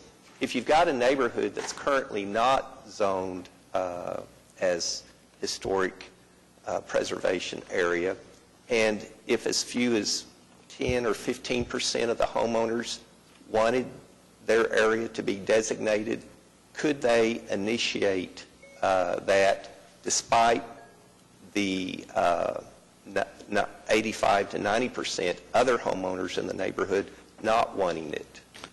Go ahead. No, they couldn't petition and force it, but right now the Planning Commission, the City Council, or the HP Commission could initiate that. Well, I understand. And they could rule against the 85 to 90% majority who did not want historic preservation. That's what we're concerned about. So right now, that process could be initiated by any of the three bodies, HP, Planning Commission, or the council. Yeah. And so then they would go through the process of reviewing, doing the research. The staff would provide a report, which would then be considered by HP, Planning Commission, and ultimately come to City Council. Yeah. It's just the initiation process that's being changed as part of this ordinance. Right. And we would still welcome their input. They could come here and speak to us. It just avoids or prevents the property owner from having to incur duplicate legal costs and other expenses associated with this effort. Let them have one hearing in front of the City Council. Yes. Do we want to get to, yeah, go ahead, and then we'll get to the quick citizens. question to clarify, because I feel a little confused. So I'm hearing that if this was passed and a minority of property owners in an HP area wanted to get rid of HP district designation, they could come to a council member and the council member could initiate the process. No, it has to be majority. Only council, under the proposed ordinance, only council would be able to initiate that process if you didn't have more than 50% of the property owners. Okay, just want to clear that. Okay, Trina Davis, and that could, I know that could be. That would be Brian. Brian, oh my gosh! My handwriting is atrocious. Well, of course. And that's How you doing? Good. Good morning, Mr. Mayor. Good to see you again. Ladies and gentlemen of the City Council, my name is Brian Davis. I reside at 905 Northwest 41st Street and appear before you today as the Historic Preservation Representative of the Crown Heights Edgemere Heights Neighborhood Association. Our community is comprised of some 600 homes with approximately 1,500 residents. Now, maybe what we're dealing with here today is legislation that I think is poorly written. I think some of the verbiage strikes me, as a journalist who used to cover government politics, strikes me as alarmingly vague. So with that said, I will tell you that as they are written, our association is emphatically opposed to the amendments being proposed to Chapter 59 of the Zoning and Planning Code. Our association believes this legislation to be ill-conceived and the attempt to accelerate its implementation both rash and hasty. We are, to be frank, uneasy about how quickly this follows on the heels of the Council's decision previously to suspend landmark designation proceedings on First Christian Church, removing, as it did, opportunities for our community to be fully heard on that matter. And I will tell you, Councilman Stonecipher, that I have grave reservations about that property. I am pro-preservation, but I am also anti-white elephant, and we need to consider all of this. But there was a well-defined process in place for decades, which the Council, in its wisdom, chose to circumvent without consultation or prior warning, and our association considers that action to be regrettable. When my family moved to Oklahoma in 2008, we initially settled in Nichols Hills, but within a very short time grew uneasy with the trend of buyers and developers knocking down homes and replacing them with houses that were not only much larger, but out of scale and out of proportion to their surroundings. Neighbors suddenly found their views and their light obliterated and the quality of their lives forever altered. Some, in fact, moved away, as we did intentionally, to an historic preservation district where that kind of thing cannot happen, and where there is, again, a well-defined and time-tested process which safeguards the character of a neighborhood where, I will emphasize again, some 1,500 people choose to call home. In Nichols Hills, the planning and zoning process failed. The rules were unevenly applied, and I see a similar danger here, all of us being human, in terms of the old game of what you know and who you know. Guess what? Nichols Hills is now in the process of adopting a design review process. They are actually going in the opposite direction of what is being proposed here, because they have learned that in the end what they were allowing was detrimental to their city, that property rights must be balanced with community rights, and that homeowners have some obligation to their neighbors. Our association supports the decision by the Planning Commission's Urban Development Committee to defer action on the amendments to Chapter 59 pending conclusion of the Preserve OKC process in March of next year. That's only 6 months away. We believe the extra time would allow people with every point of view on the subject to come to the table and be properly heard. And I have to tell you, in just a couple of days since I first posted about this on social media, there has developed a very respectful and constructive dialogue out of which has come a clear message that we do need to reconsider some elements of our preservation philosophy. Rushing, however, to seize control of the process to the extent that the City Council would have the power to declassify buildings or even entire neighborhoods designated as HP sites, and again, that's the way I read this thing as it's written right now, that will not serve the public interest in either the short or the long term. On behalf of the Crown Heights Edgemere Heights Neighborhood Association, I conclude by saying simply, that dog ain't going to hunt in our neighborhood, and we urge you to engage with us rather than to dictate and to vote no on this resolution and these amendments. Thank you very much. Hey, Brian, I want to thank you for your comments, and I want to make sure we're communicating. The reason we're referring this to the Planning Commission is to get their input. And if we haven't done a good job on drafting the language, we hope that you will give that input to the Planning Commission. Absolutely, and we can make revisions out of it. But we're not trying to ram anything down anyone's throat. We're not trying to rush anything. We just don't want to have an issue sit there and get into the same fix we were last time with two bodies going in two different directions, and we were threatened with a lawsuit for a taking. Well, I appreciate that. And let me finish. Yes, sir. All I know is that the Historical Preservation Committee Chairman Alan Brown told Channel 9 he thinks the proposal, the Greenwell proposal, is a good compromise. If you don't think it is, go visit with planning when they look at this and make suggestions. If you don't think it is, go talk to our legal division and say, this is where it's not clear. We'll work with you. We're here to help people. We're not here to ram things down people's throat. We're not here to be a dictator. And so we want to get along with you. We want to work with you. We want to make this thing work, okay? I appreciate that, sir. Thank you very much, because I do look forward to participating in the process, and I think that we can find some common ground here. I just felt like with this thing being posted Friday afternoon and the vote coming up as quickly as it did, I'm talking about, you know, to a layman and a citizen, I just felt that it was important to come here and This has already come before us speak. once before, and it has already gone to the Planning Commission, and it got deferred until March of 2020. Right. And so we're trying to keep the process moving forward. We welcome your input. Thank you. Thank you all. Well, I'd like to say, with this Channel 9 story, I'm curious to know the whole story as to what all of his comments are instead of just that sentence. But when I think about what we're looking at, if I'm not mistaken, and somebody correct me if I'm wrong, this initiation occurred and happened because of the previous Ward 2 councilman who initiated this process. Am I correct? That would be correct. Okay. Then it went to the Historic Preservation Committee to complete that initiation. And Well, if I'm... not exactly. Okay. They did Okay. their own thing. Well, that process is not, that's not right, but it did go there. When it went to the Historic Preservation Committee for them to decide what to do as far as this property is concerned, correct me if I'm wrong, someone from Historic Preservation, the decision was made because of the previous landmark form application. It included the full property. So that is why this application from the Historic Preservation also included the full property. Am I correct? Okay. So therefore, I'm kind of confused where the argument is when it came to them following what they know and the previous application of the historic designation in the first place. And my concern as we're looking at this is, you know, I had a case when we talked about the Brockway Center, and we found out that it's under capital medical zoning, so there's technically nothing we can do about it in the first place. But when I look at other places that are within the Deep Deuce area that are very vulnerable, it concerns me.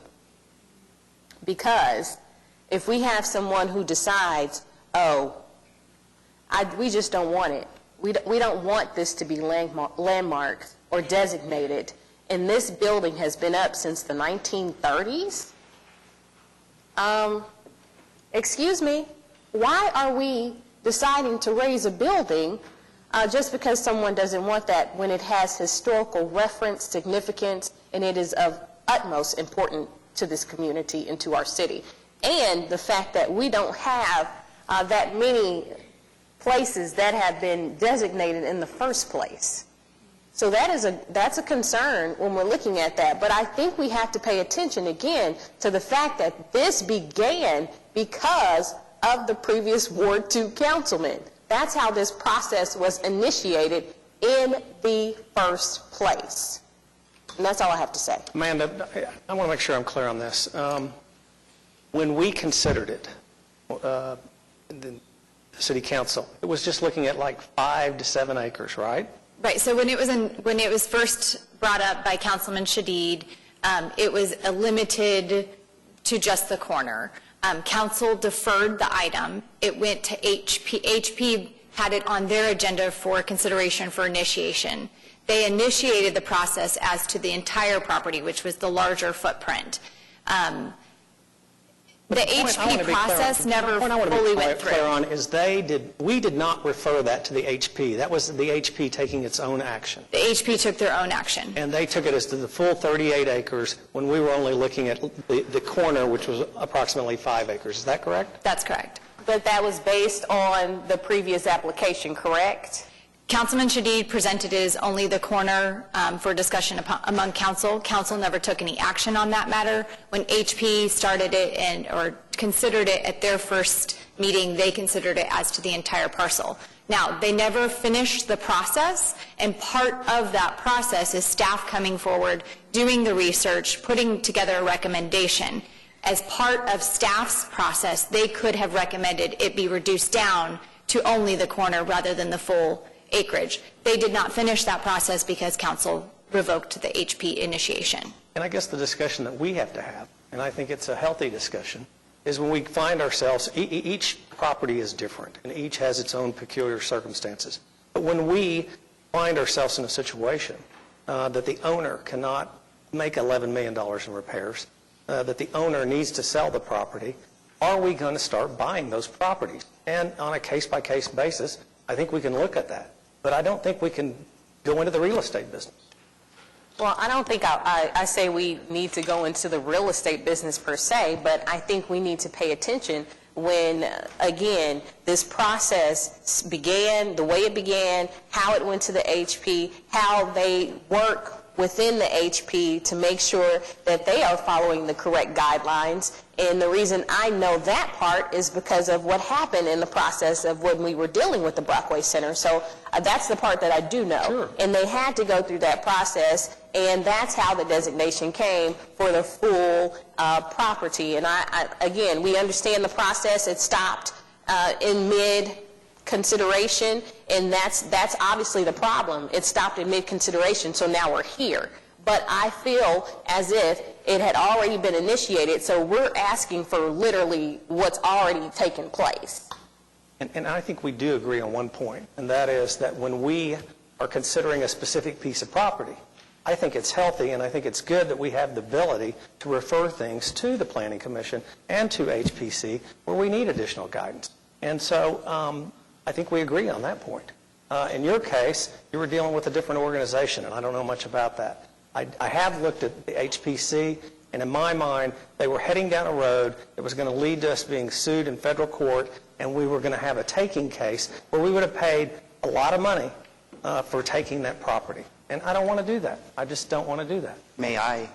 And I have a really hard time speaking about this, if I'm being honest. I'm processing my emotions on this. hearing from two council people, Greenwell and Stonecipher, be concerned about the moment where this got moved over into HP after Councilman Shadid initiated the process, that then the HP realized that the whole land, that there was 33 acres, it was not just the corner, right? That there was a legal reason why they would have to reconsider that. And I understand that that's where a lot of the concern comes in from the two council people. I think my concern here is very profound, actually, because as I've been reading Boomtown with my college students, both at OCU and UCO, I think what's concerning to me about ultimately this particular proposal is that Ward 2 is home to the majority of these HP neighborhoods. Ward 2 is home to the majority of historic districts like the Uptown, 39th Street, Paseo. And so when I say to you all that I hear concerns about this proposal, I'm hearing it from all across my ward. And then I hear it also from people in Ward 6 and Ward 7. And when I read the history of Oklahoma City, I realize that our city begins in these three parts of town. And thusly, the history is there. And when I say I'm having a hard time talking about this is, it seems like your minds are made up and my perspective is different. And what I am now struggling to do is to figure out, where do we find stasis between the three of us? Well, really, the wards who are affected by this. I genuinely mean I don't know how to do it, but I just want to read briefly something to maybe give you a better sense of how my mind works. And it's from Boomtown. This was Lola Mae Smeltzer. She was the wife of Angelo Scott, and he was a very important civic leader here. And on 15th Street, they would have a book club. And this was from a book they read called Midnight on the Desert. And just briefly, again, this is literally how my brain works. I think like this. And this is from that book. This is about the past, the eternal now. Our consciousness travels along this track as we might travel on a railway journey. Then the past is the station we have just left, and the future is the station we are approaching. The past has not been destroyed any more than the last station was destroyed when the train left it. Just as the station is still there with its porters and ticket inspectors and book stalls and its noise and bustle, so the past still exists. Not as a dim memory, but in all its color and hum. Somewhere back along that fourth dimensional track of the world, the dinosaurs are still roving, the ice age is melting, men are building the pyramids in Babylon, and Caesar is being assassinated. Shakespeare is just finishing Hamlet, and Lincoln is making his Gettysburg speech. Nothing, not a syllable, not the wink of an eyelash has been lost. All its past is in existence along this track, not as a ghostly memory, a shadow show, but solidly real in its own eternal present. When I bike from Paseo here in the mornings, I imagine an Oklahoma City 100 years ago. I mean, truly, these words, I imagine Angelo Scott and Lola living on 15th and 16th Street. I imagine the people creating Paseo, a Spanish village. And I feel it is my duty as a public servant to protect and honor this history. I can't sleep at night whenever I get these sort of emails from people who are concerned about their neighborhoods and about their areas with real concern, because as we know, right across from where this building is, Main Street, where we demolished John A. Brown and we demolished our department stores, we demolished our older buildings that had history. So Ward 2 and Ward 6 and Ward 7 are deeply concerned. In fact, in Ward 7, I learned over here when we finally discovered oil, quote, on the east side, the black community's only public park, a place where Roscoe Dunjee had lobbied hard in the Black Dispatch. When it was discovered to be sitting on top of oil, so the city took it and pumped the land for all it was worth. So So there is a history in these three, in the inner city, of our buildings being destroyed, our history not being honored, and our people not feeling like the past and what they've done matters. That's the concern here. And I don't know that we're going to resolve this on this horseshoe today, but I think we have got to start talking with each other more about these concerns and find that stasis. And I don't know how, but I'm trying. I don't think we'll resolve it today, but I agree with you that history should be preserved. And you and I have met with staff, and I think it's important to note, we'll continue to try to save the First Christian Church. That's high on my list of things to do. But in this instance, all we're asking is that this be sent back to the Planning Commission, that they give us some advice, they conduct some hearings and get input from people. Brian, for example, can go talk to legal and make some suggestions to revise it to make it a better ordinance. I'm all for that. We won't have a final vote until a couple of months down the road. And everybody can have input. We're not trying to rush anything through. But I think it's important that we just don't sit out there where competing bodies can go in different directions. I think it's bad legally. I think it's really bad in light of the United States Supreme Court decision in June of this year. James, I would respond to your comments by just saying there's a lot of areas in Oklahoma City that I have a strong interest in preserving. But if it ever goes against the desires of the property owner, I need to be prepared to compensate that property owner for forcing that property owner to do something that they don't want. And that's all I'm asking from everybody who's came up to speak. You're concerned about how this may impact you financially. Well, but you've yet to speak how your actions will impact the property owner financially. And until you come up with a method to compensate that property owner, I'm not going to listen. Because that property owner does have rights in this country. And property rights go back to the formation of this country. Now, for people who don't own property, those concepts may be difficult to understand, but it's an important issue. You need to be prepared to compensate the property owner for any actions that you take that damages the value of that property. And yet no one talks about that. I would love to see the city figure out what a compensation. Not public money. Well, then I don't. Then honestly, Councilman, I don't know what to say, because I just quoted to you from our own history where this particular body took a public park from black folk who lived just over there in the Innovation District. And may I mention, were actual property at different owners. parts. And whenever we take title, we are forced to compensate the property owner. When we take enjoyment by putting restrictions on property, up to this point in time, we don't compensate anybody. And that's all I'm saying, is our actions do have impact on property owners' property.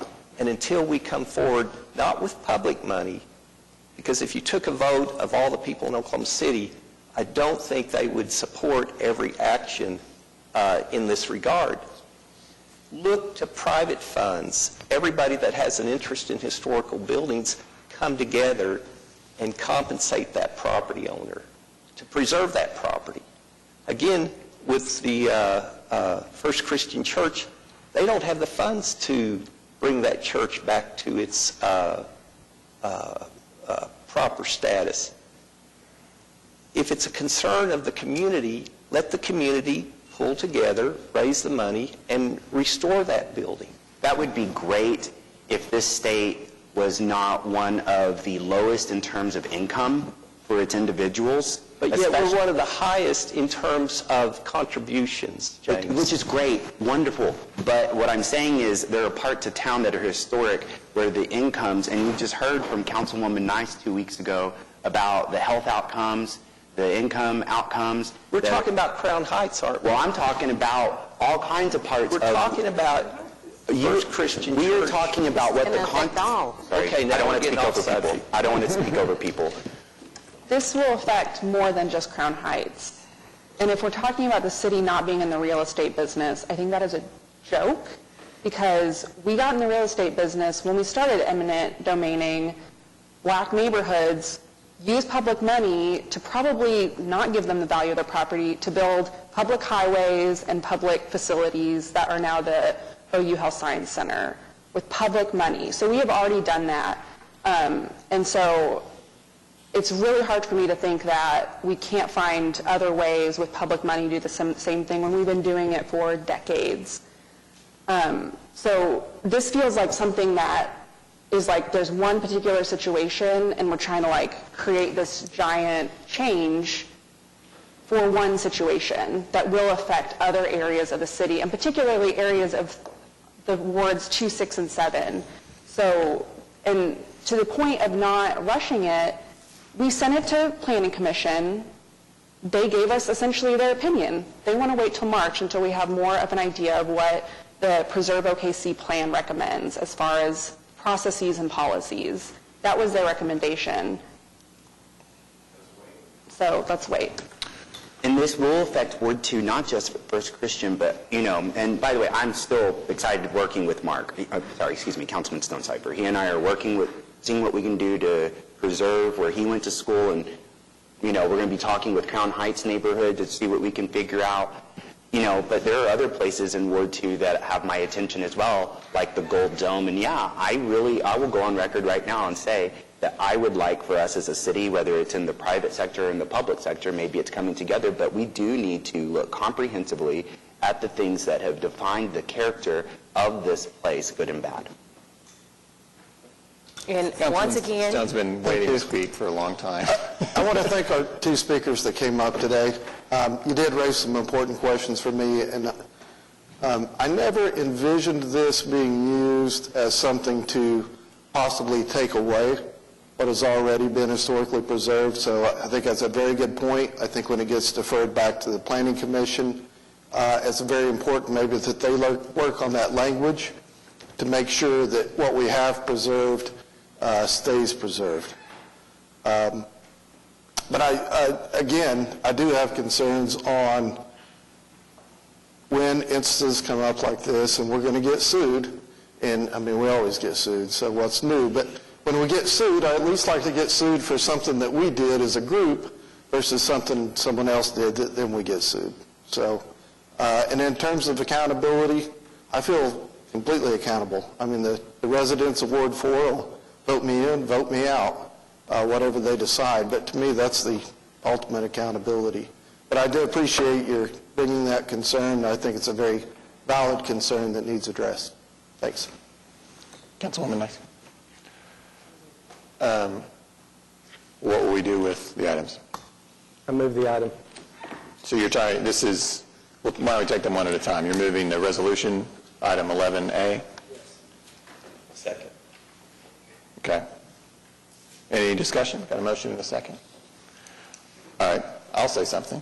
This is not how I do things, and we didn't talk about this resolution. You didn't bring this to me, so I would have said this at that time, but I'll sleep at night regardless of what happens here. I just want you to know why I'll be voting no, because I would prefer to exhaust every opportunity for collaboration before we would send this resolution, which is very adversarial, back to our Planning Commission. So that's why I will be voting no. And I don't mean for it to be adversarial, and Janice called me right before the subcommittee met.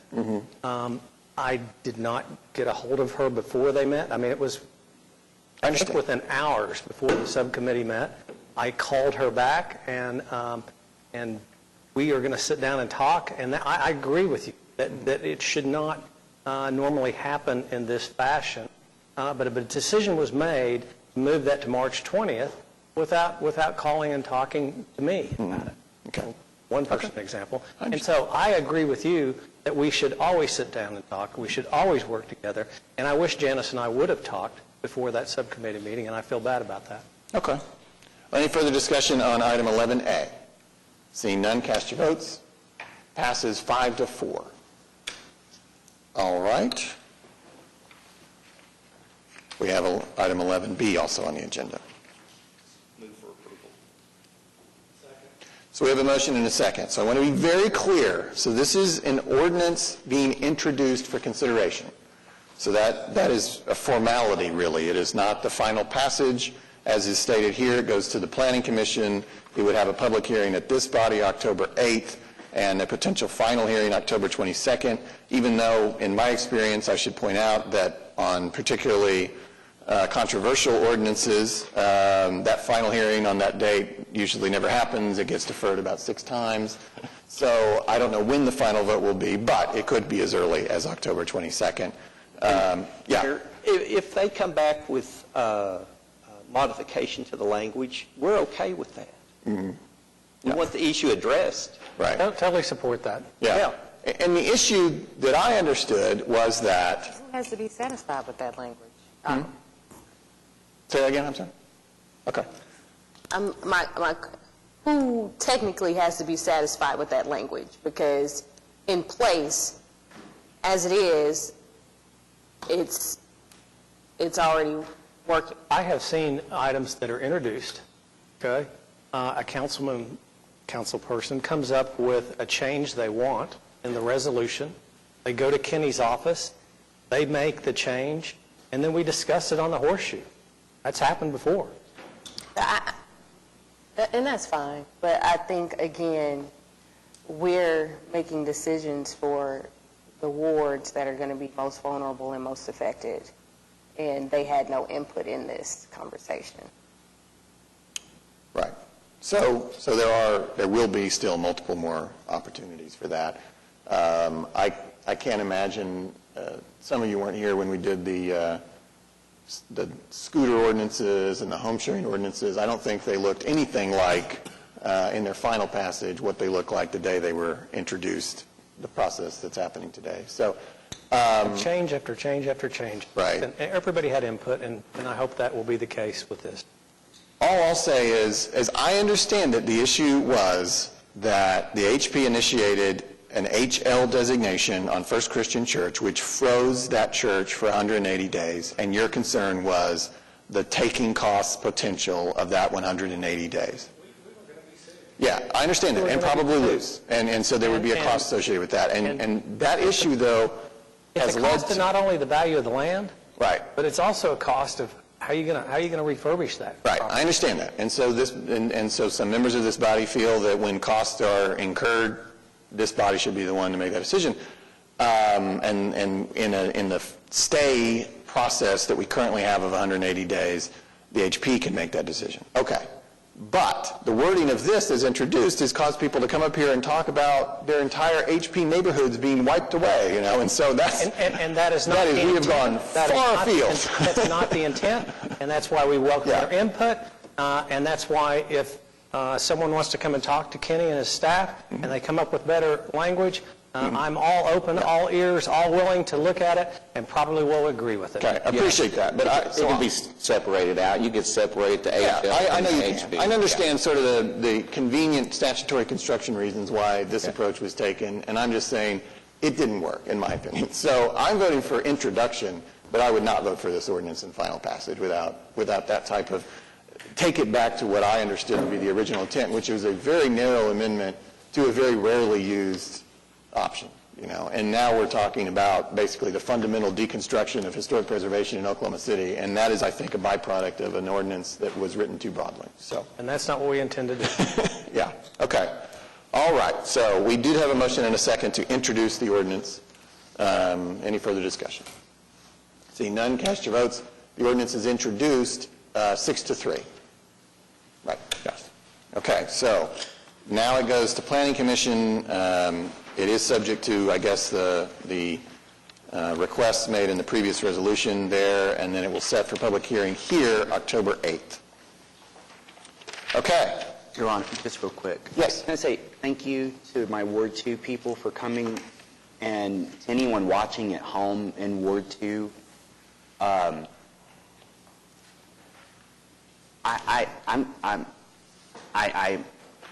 I'm a bit speechless, which y'all know is kind of hard for me. But I just want to say to all the people who are watching in Ward 2, please know that your Ward 2 council person loves you, respects you, and knows how hard you have fought since the 1960s and 70s to revitalize an inner city that was left behind, and I will always have your back. I will always have your back, and I am not happy about this. Brian, please call me and let's sit down and talk, and let's look at the language together. Thank you. All right, we'll go around the horseshoe. Councilman Griner. McAtee. Stone. No. Councilman Greenland. Councilwoman Nice. Yes, I just want to say and mention that it is Suicide Prevention Week. I know as we talk about September, it is also Suicide Prevention Month. And the National Suicide Prevention Lifeline, 1-800-273-8255 or 211. And Heartline, who is also part of our continuum services on our okc.gov website, is a valued nonprofit and answers a call for 76 of our 77 counties for Oklahoma when it comes to suicide prevention. So I would just encourage everyone to find out more information about how we can be that listening ear. Volunteers are needed. You can go to heartlineoklahoma.org, or there's also information at bethe2to.com. Again, suicide is something we don't talk about enough, and there are methods that are in place, QPR, question, persuade, refer. I know, obviously, with Councilwoman Hammond being a part of Mental Health Association of Oklahoma, she's aware of those programs. There's Assist, and there are other programs, and I commend Heartline for the work that they do, answering the call, and those listening ears that listen, and also make sure that people are safe within Oklahoma County. So I just want to commend them for that, and also, again, recognize Suicide Prevention Week. And also want to say, give a shout out to my neighbors with the Capital Medical Neighborhood Association. They had their Neighbors Night Out Saturday, and we had a blast. I mean, they had that park jumping. And we also had our firefighters, our police officers. We had the Sheriff's Department. We had Waste Management, OG&E. So you name it, they were there, and just a lot of smiling faces. And that was my first one, and I do not plan on that being my last one. So looking forward to visiting with more neighbors this evening for our Neighbors Night Out. So I hope everyone will come out, and especially my neighborhood, Ravenwood Manor. Looking forward to seeing them this evening. Can I just follow up? Councilman Nice reminded me about the QPR. Mental Health Association Oklahoma is hosting a free community QPR at Catholic Charities next Wednesday at noon. So if anyone is interested in getting that suicide prevention training for Suicide Awareness Month, it's an hour-long training in the upstairs conference room at Catholic Charities. Thanks. All right, item 12, city manager reports. Thank you, Mayor. We have Chief Gorley is here today. Periodically, we'll have, are you going to introduce Doug? So Doug will give a quick introduction, but periodically we'll do presentations on the council priorities. This one we're actually splitting into two presentations, so we'll have our police chief, Wade Gorley, make a presentation today. We'll have the planning department make another presentation on another portion of this priority. I think October the 8th is what we're targeting. So Doug, if you want to just introduce this. Right. Periodically, we come before you to update progress on the 7 priorities that Council adopted in January 2017. Today's priority is to continue to pursue social and criminal justice initiatives.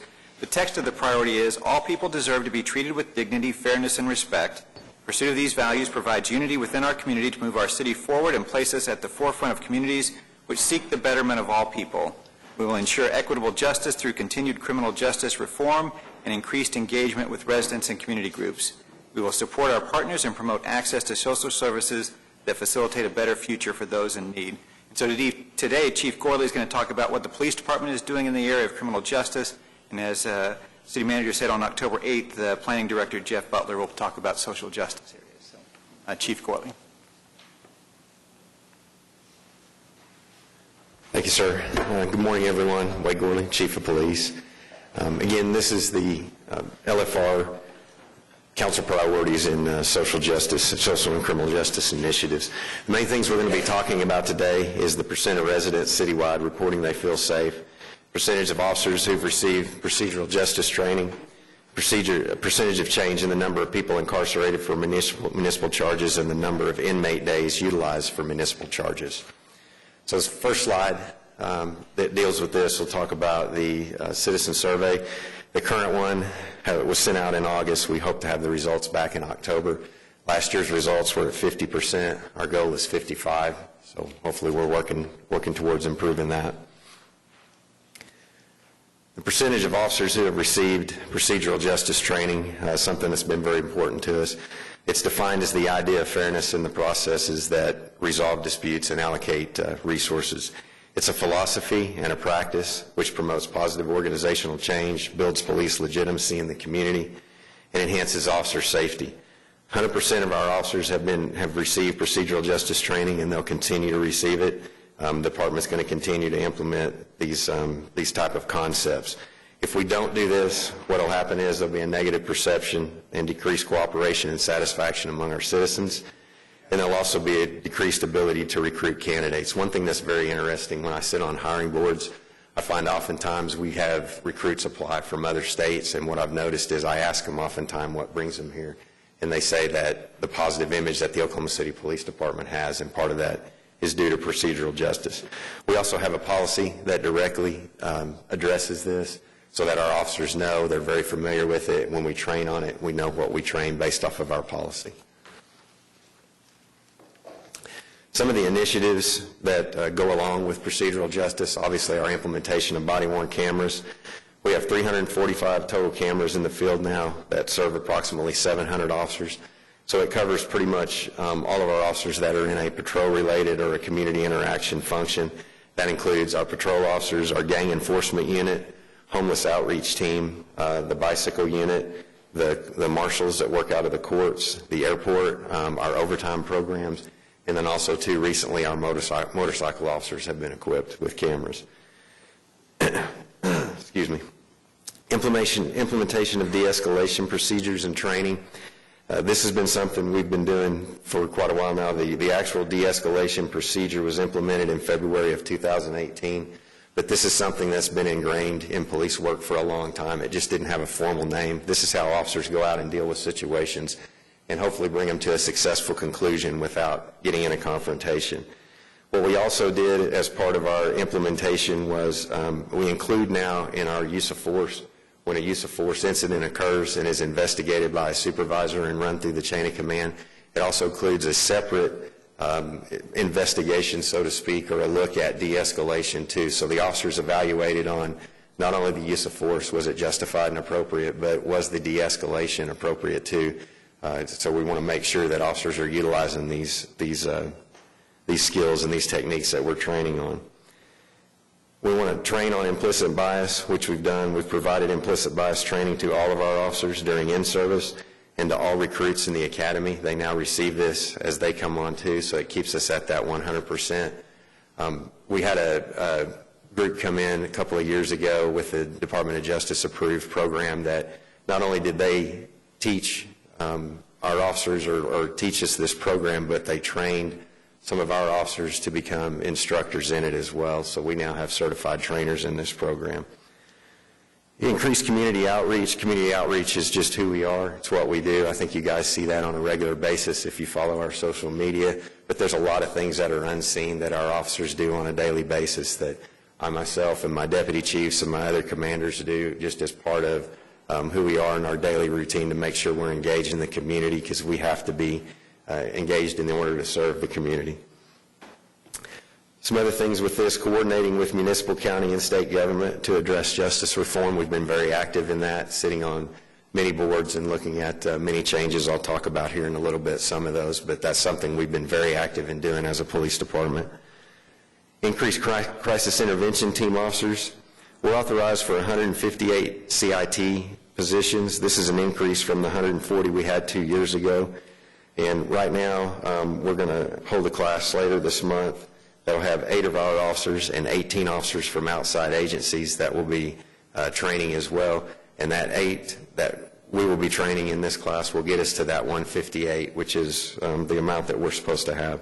The thing to remember, too, is that all of our officers receive mental health training. It's not just limited to our CIT officers. We get it in the academy. We do this regularly, too, and also with our scenario-based training.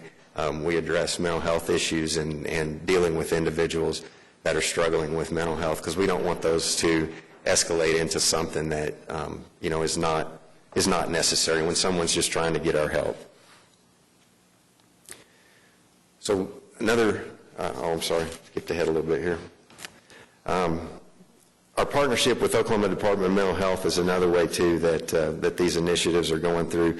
We received a 4-year grant with the Department of Mental Health dedicated to planning and development. And this is regular interaction with our most serious mental health consumers in the community.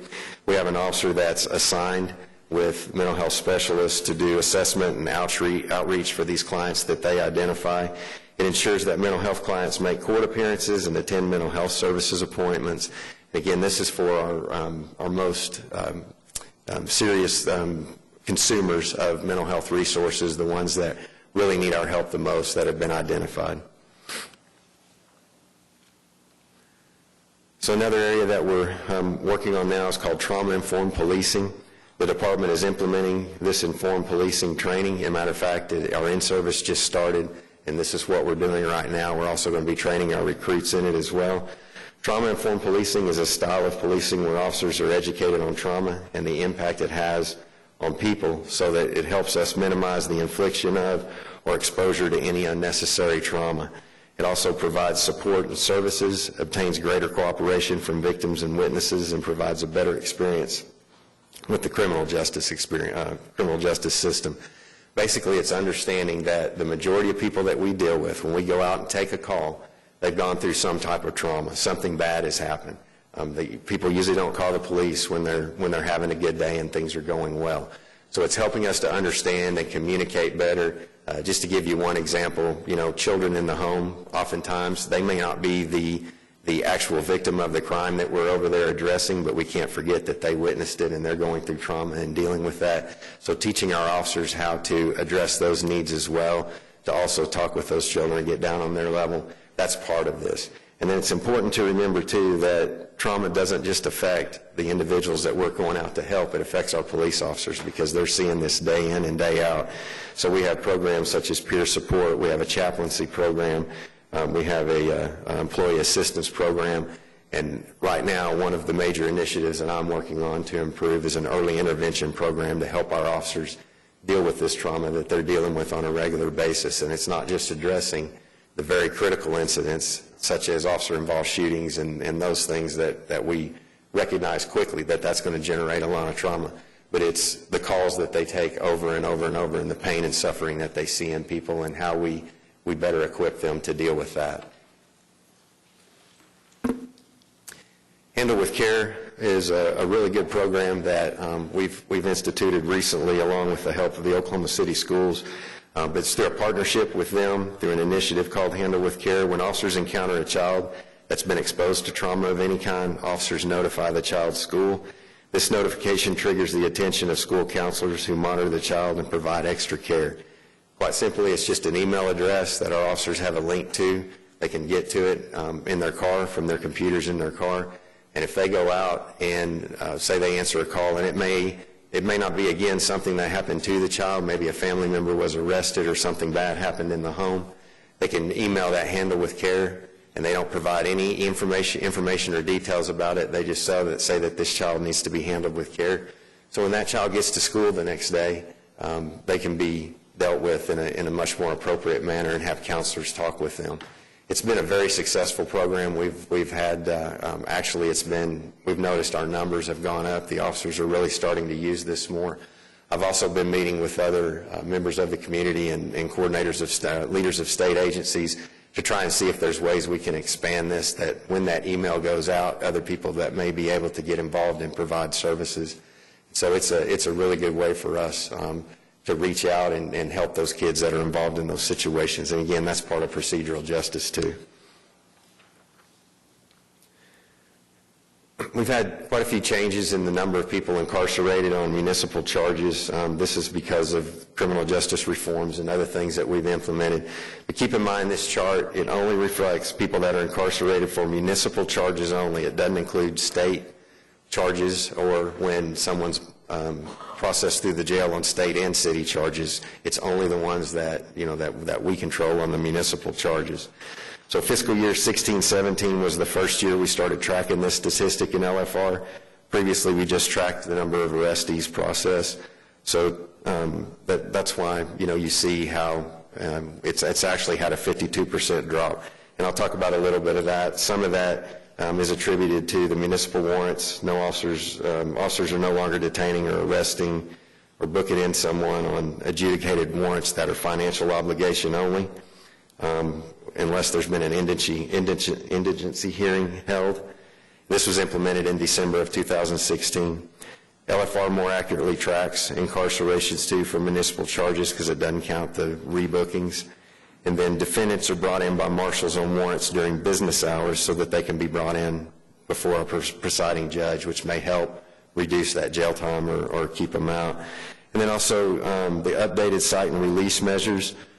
We started that in October of 2018, and there's several, I won't list all of them that we do, but there's a lot of them that we can now cite and release on municipal charges only. Give you some examples: driving without a license, driving under suspension, first-time offense. There's no need to, take someone to jail on that. We can still get them off the road so that they're not a danger, and we don't have to put them in jail. We can write the citation and release them for that. Chief, I just wanted to interrupt here and mention that this program, what's being accomplished here with criminal justice reform is really a reflection of many parties working together, the police department working with municipal courts, with Ashan's leadership, with the municipal counselor's office, with Cindy, with Judge James. There's a lot of folks that are involved with this, and it really contributes, but really been a team effort, and I think it's something we're going to continue to see improvement. So I appreciate those efforts. Absolutely, and as was mentioned in the slide earlier, it's a collaborative effort. It has to be. We can't do this by ourselves for sure, and there's been a lot of work in a lot of different areas of criminal justice that's really helped lead to this. So thank you for bringing that up. This is the number of inmate days utilized for municipal charges. This measure again tracks the total number of incarceration days for inmates with city charges or city warrants only. It does not include state charges or state warrants, and doesn't include a combination of state and city charges. So if we arrest somebody and they've got some state charges as well, their time is going to be a little bit longer until those state charges get resolved. These are just for the municipal charges only. November 2015, courts began allowing defendants arrested on a city arrest warrant to be released on their own recognizance. And then in 2016, officers ceased jailing persons, like we talked about before, for the EX warrants. And then also, too, the 10-hour rule that individuals can be released with a maximum holding period of 10 hours for all municipal offenses with specific exceptions. Used to, this was 12 hours. And what that resulted in was a little bit longer because of the jail's processes in how they were released and where they were placed if they were in there longer than 10 hours. So that was part of that, and it's helped contribute to this drop too. And with that, does anyone have any questions?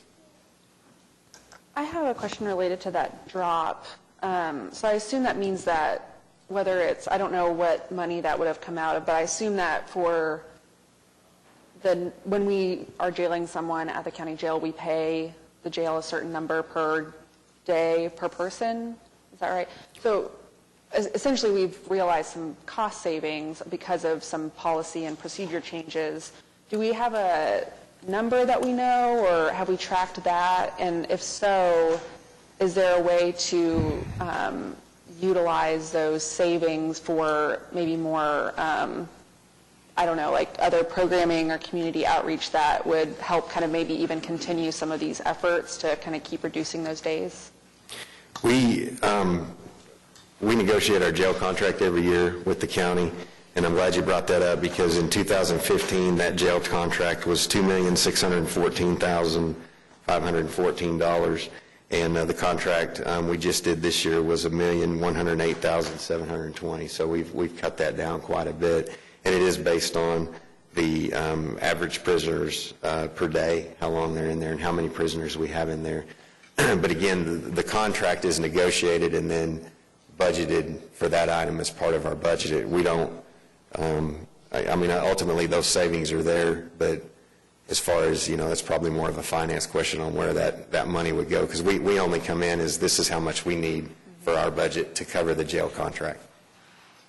Okay, I guess I'd be interested in maybe us looking into that and finding ways where I assume that when we look at the budget for the next year, maybe seeing what has that reduction been, and can we think creatively about, can those monies or the I know it's like a budget, it's not necessarily cash flow, but that in essentially we can maybe allocate more money towards like the FACT program or some of the other community outreach initiatives that promote public safety in sort of the neighborhood realm.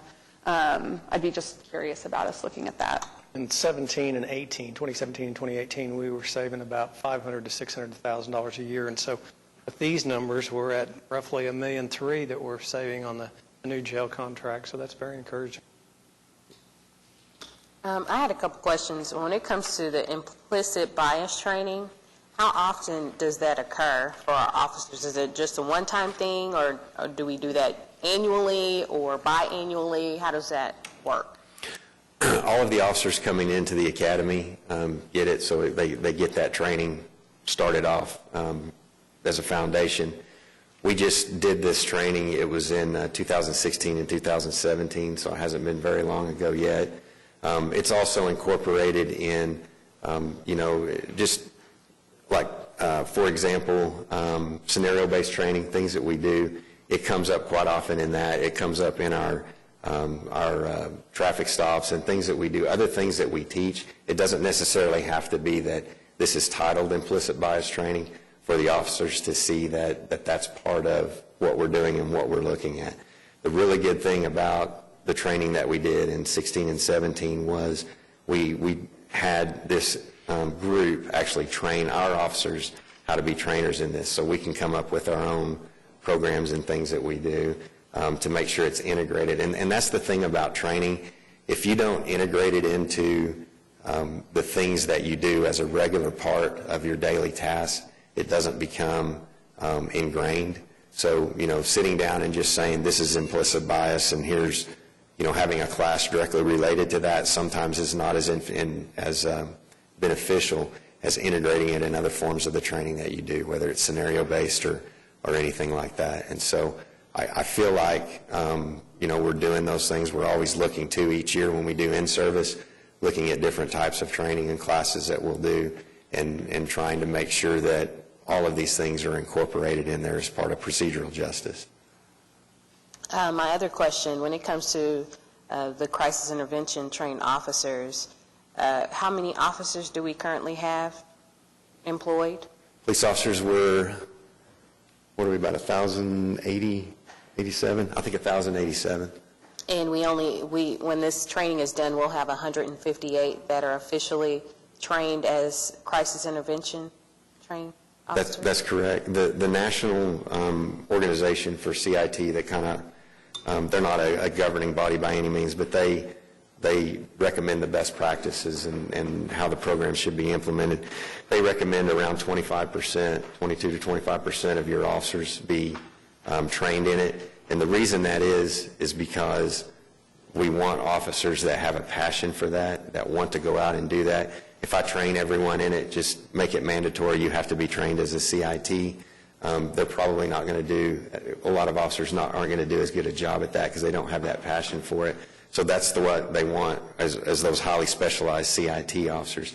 And again, don't forget, all of our officers receive mental health training, and we do mental health training every year. So Chief, just to clarify that it's a difference between, so every officer in different parts of our training receives crisis intervention training. It's just the ones that, the number you're talking about are those that are certified as for the crisis intervention team. It's a specialty. Give you an example. It's like a negotiator, for the tactical team. That's a specialty, someone that is trained in that. We don't have everybody trained as a negotiator. We have a small group that is. And the thing about that, too, is when I was I was a negotiator myself, and when I was over that unit, I made sure that all of our negotiators receive training as a CIT, because most of the time they're dealing with individuals that are in crisis. So CIT is a specialty like anything else, like the tactical team or, a field training officer or anything like that. You only want certain individuals that are very dedicated and very committed to that. You want them trained in that so that you have that specialty. And the goal is to have those officers at every division spread out, to where at any given time there should be a CIT officer available to come and assist on some of these calls.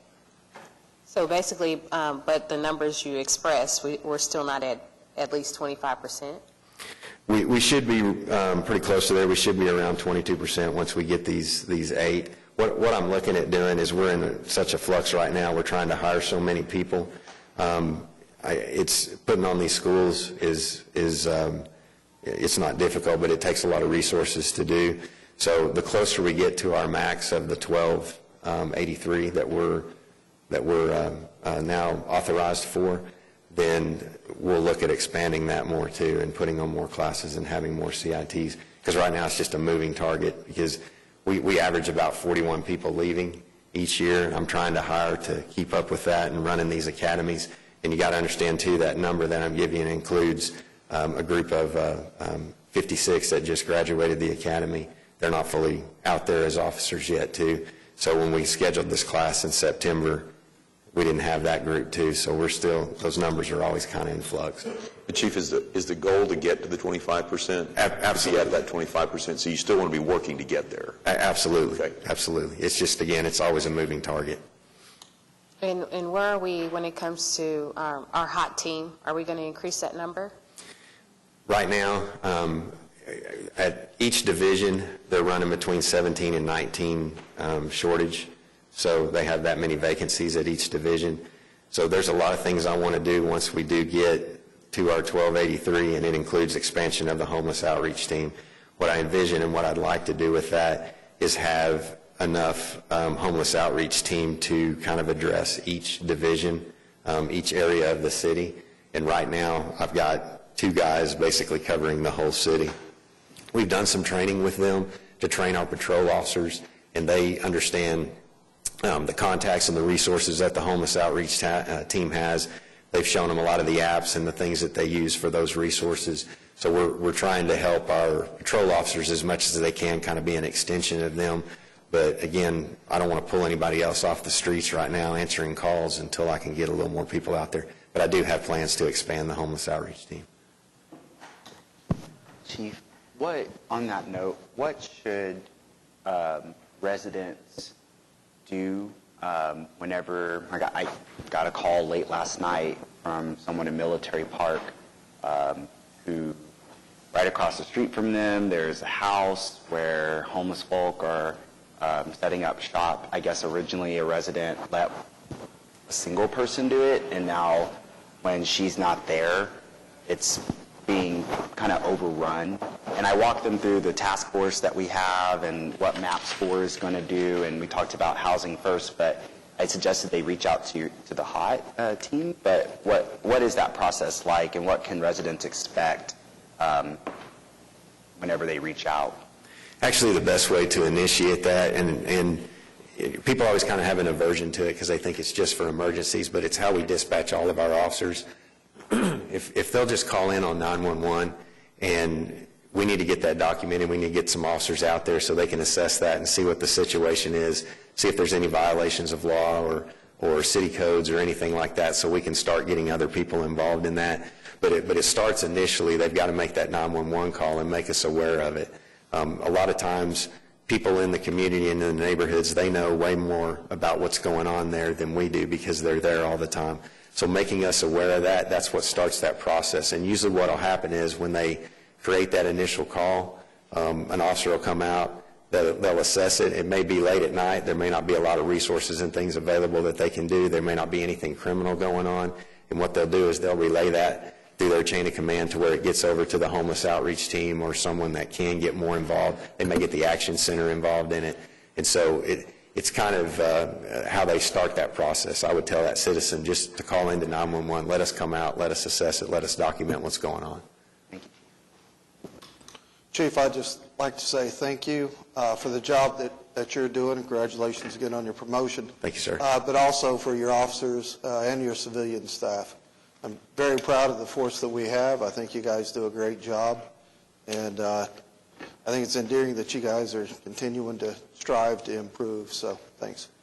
I won't argue with you. I think we have the best people in the nation, and I told Mr. Freeman that I wouldn't take this job anywhere else but here. We got the best city and the best people on our police department. I agree. All right. Thank you, Chief. Thank you all. Appreciate you. So there's 4 other reports that are on. We don't have any other presentations. We have the donations year-end summary report, the annual report on the buildings that have been removed from the abandoned buildings list, and then the annual report on the community CAP program. Staff would be happy to answer any questions that you all have on those. We also have the claims and payroll, and all those reports are available online. Okay.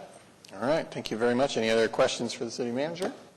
Seeing none, we'll move on to item 13, citizens to be heard. We have Ronnie Kirk.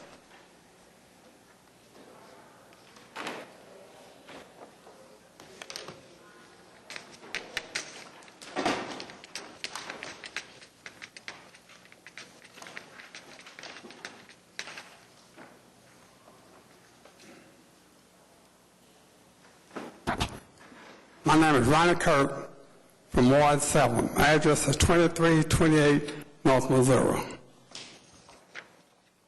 Ms. Nikki Neese, I was so proud and honored to have another person so committed to Ward 7. Thank you. This city council, the one that's assembled today, is one of the best city councils that we had, and this is the best team in all these years we've had together. I'll come down to speak on OG&E. They've been trying to figure out what the people still in all this copper wire. If they would put a disruptor up in those lights where when a wire is cut, it'll set an alarm off. You don't have to put them in all the lights, but in some of them, and it'll set off an alarm, and that'll help take care of some of this here. Another thing I like to say is all the kids. You know, I've been feeding kids since 1990, 11,000 kids. And so when we were small, all we had to worry about was Smokey the Bear. Only you can prevent fires. Then it went to duck and cover for the nuclear attack. So the kids nowadays, they see on the news every day, shooting and killing, kids killing parents, kids coming in there shooting up the school, adults coming in there shooting up the school. This is implanted in their minds. And from this, we're not going to have enough sociologists to help these kids out. This is implanted. This is what they're seeing every day. It's implanted in their mind. It's killing them. That's all in these games that they play. Death is real. It's not a game, but the kids are seeing this. I talked to some of the parents because I've been feeding some of these kids now that they're grown and have kids. I said, what do y'all kids talk to y'all about today? Well, we had to learn how to run and hide and duck behind stuff and try to get in a room. This is all these kids are learning. So we need to reach out and before this gun laws be passed, we'll just reach out as one, as a group, and say we need to think this over. We're not going to have enough mental psychologists for these kids. It's going to be implanted in their mind. It's there every day. And that's why I came down to talk to the city, because y'all represent us. Y'all represent the whole city. Let the other states, y'all got first-hand knowledge, because I come here fighting for these kids every day. So we need to all get together, at least think about it. We're not going to have enough mental psychologists for these kids. We're just not. Thank you. Thank you, Ronnie. Thank you. Thank you for your kind words. Michael Washington. Washington, 2900 Northeast with a 18 in front. First of all, a gallant presentation by the chief back here. However, I think he's missing a great important point here that Michael Washington intended to share with y'all today. He doesn't tell y'all, for the most part, and probably, let's give him an inch or two of not possibly knowing that this is going on, but every time there's a traffic stop, Miss Councilwoman Nice, your district, Ward 7, district number 9, every time there's a traffic stop or pulling over some person for a light tail out or whatever, there are always a gung-ho or 3 cars of police riding down on one person, ma'am. Did you not know that was going on? Oh, did you really now? What is the need of that, man? That's gung-ho gangerism. Huh? Are you kidding me? And, we're addressing, I'm just letting you know that I see it now. This is the whole point. Thank you. Thank you now. Now, I'll be coming to your office a little bit more and telling you about things that need to be corrected. Now, not only that, but as the chief also informed you, that a citizen riding a bicycle, having no problem with anyone, not being disruptive, he was being pulled over and told to stand in handcuffs while he talks to him. Has he told you about that? Watch out now, Michael Washington is the real community servant and activist who's going to bring it to you like it needs to be heard, not like it twirls, but like it is. And we're going to straighten this thing out. Now, I heard about these people getting ready to hold a press conference. Y'all need to come on out there and watch me have some fun here on this facility. You understand me? I'm not going to let anybody, any councilwoman, I'm not going to let anybody in this horseshoe here, I'm not going to let anybody in this private sector determine what Michael Washington can and cannot do or will do in the Western Hemisphere of what we call the United Snakes of America. That's what I called it, the United Snakes of America, and I will not bow down. I'm a revolutionary to the hardcore and will die coming that. I don't fear man, woman, child, or horse. But what I do fear is the ultimate God that created us all. Let me say this. Ward 76, Joe Beth Hammond, you represent closely what Ed Shadid did when he was here. The question that you ask is very valid, very straight to the point, and very effective. And I, for one, for the most part, must give credit what credit is due because I was trained that way. Train up a child in a way it should go and not depart from you. And it is why I've taken a survey in closing. I've taken a survey from the citizens of Ward 7, and I asked them, what if y'all thought about me running for city council? I got an avalanche of support. And this is what I'm thinking about doing, because we need to bring back economic stability among the little people back to the northeast side of Oklahoma City. And I'm sure that we'll be able to get along, council members. Why? Because more than likely I'm going to be doing a lot of filibustering around here. Thank y'all very much for your time and patience. Y'all have a wonderful day. Thank you. Thank you. That concludes the citizens who signed up to be heard. We have 2 items that we previously voted to go into executive session regarding, and so we will handle that and then return after that is complete.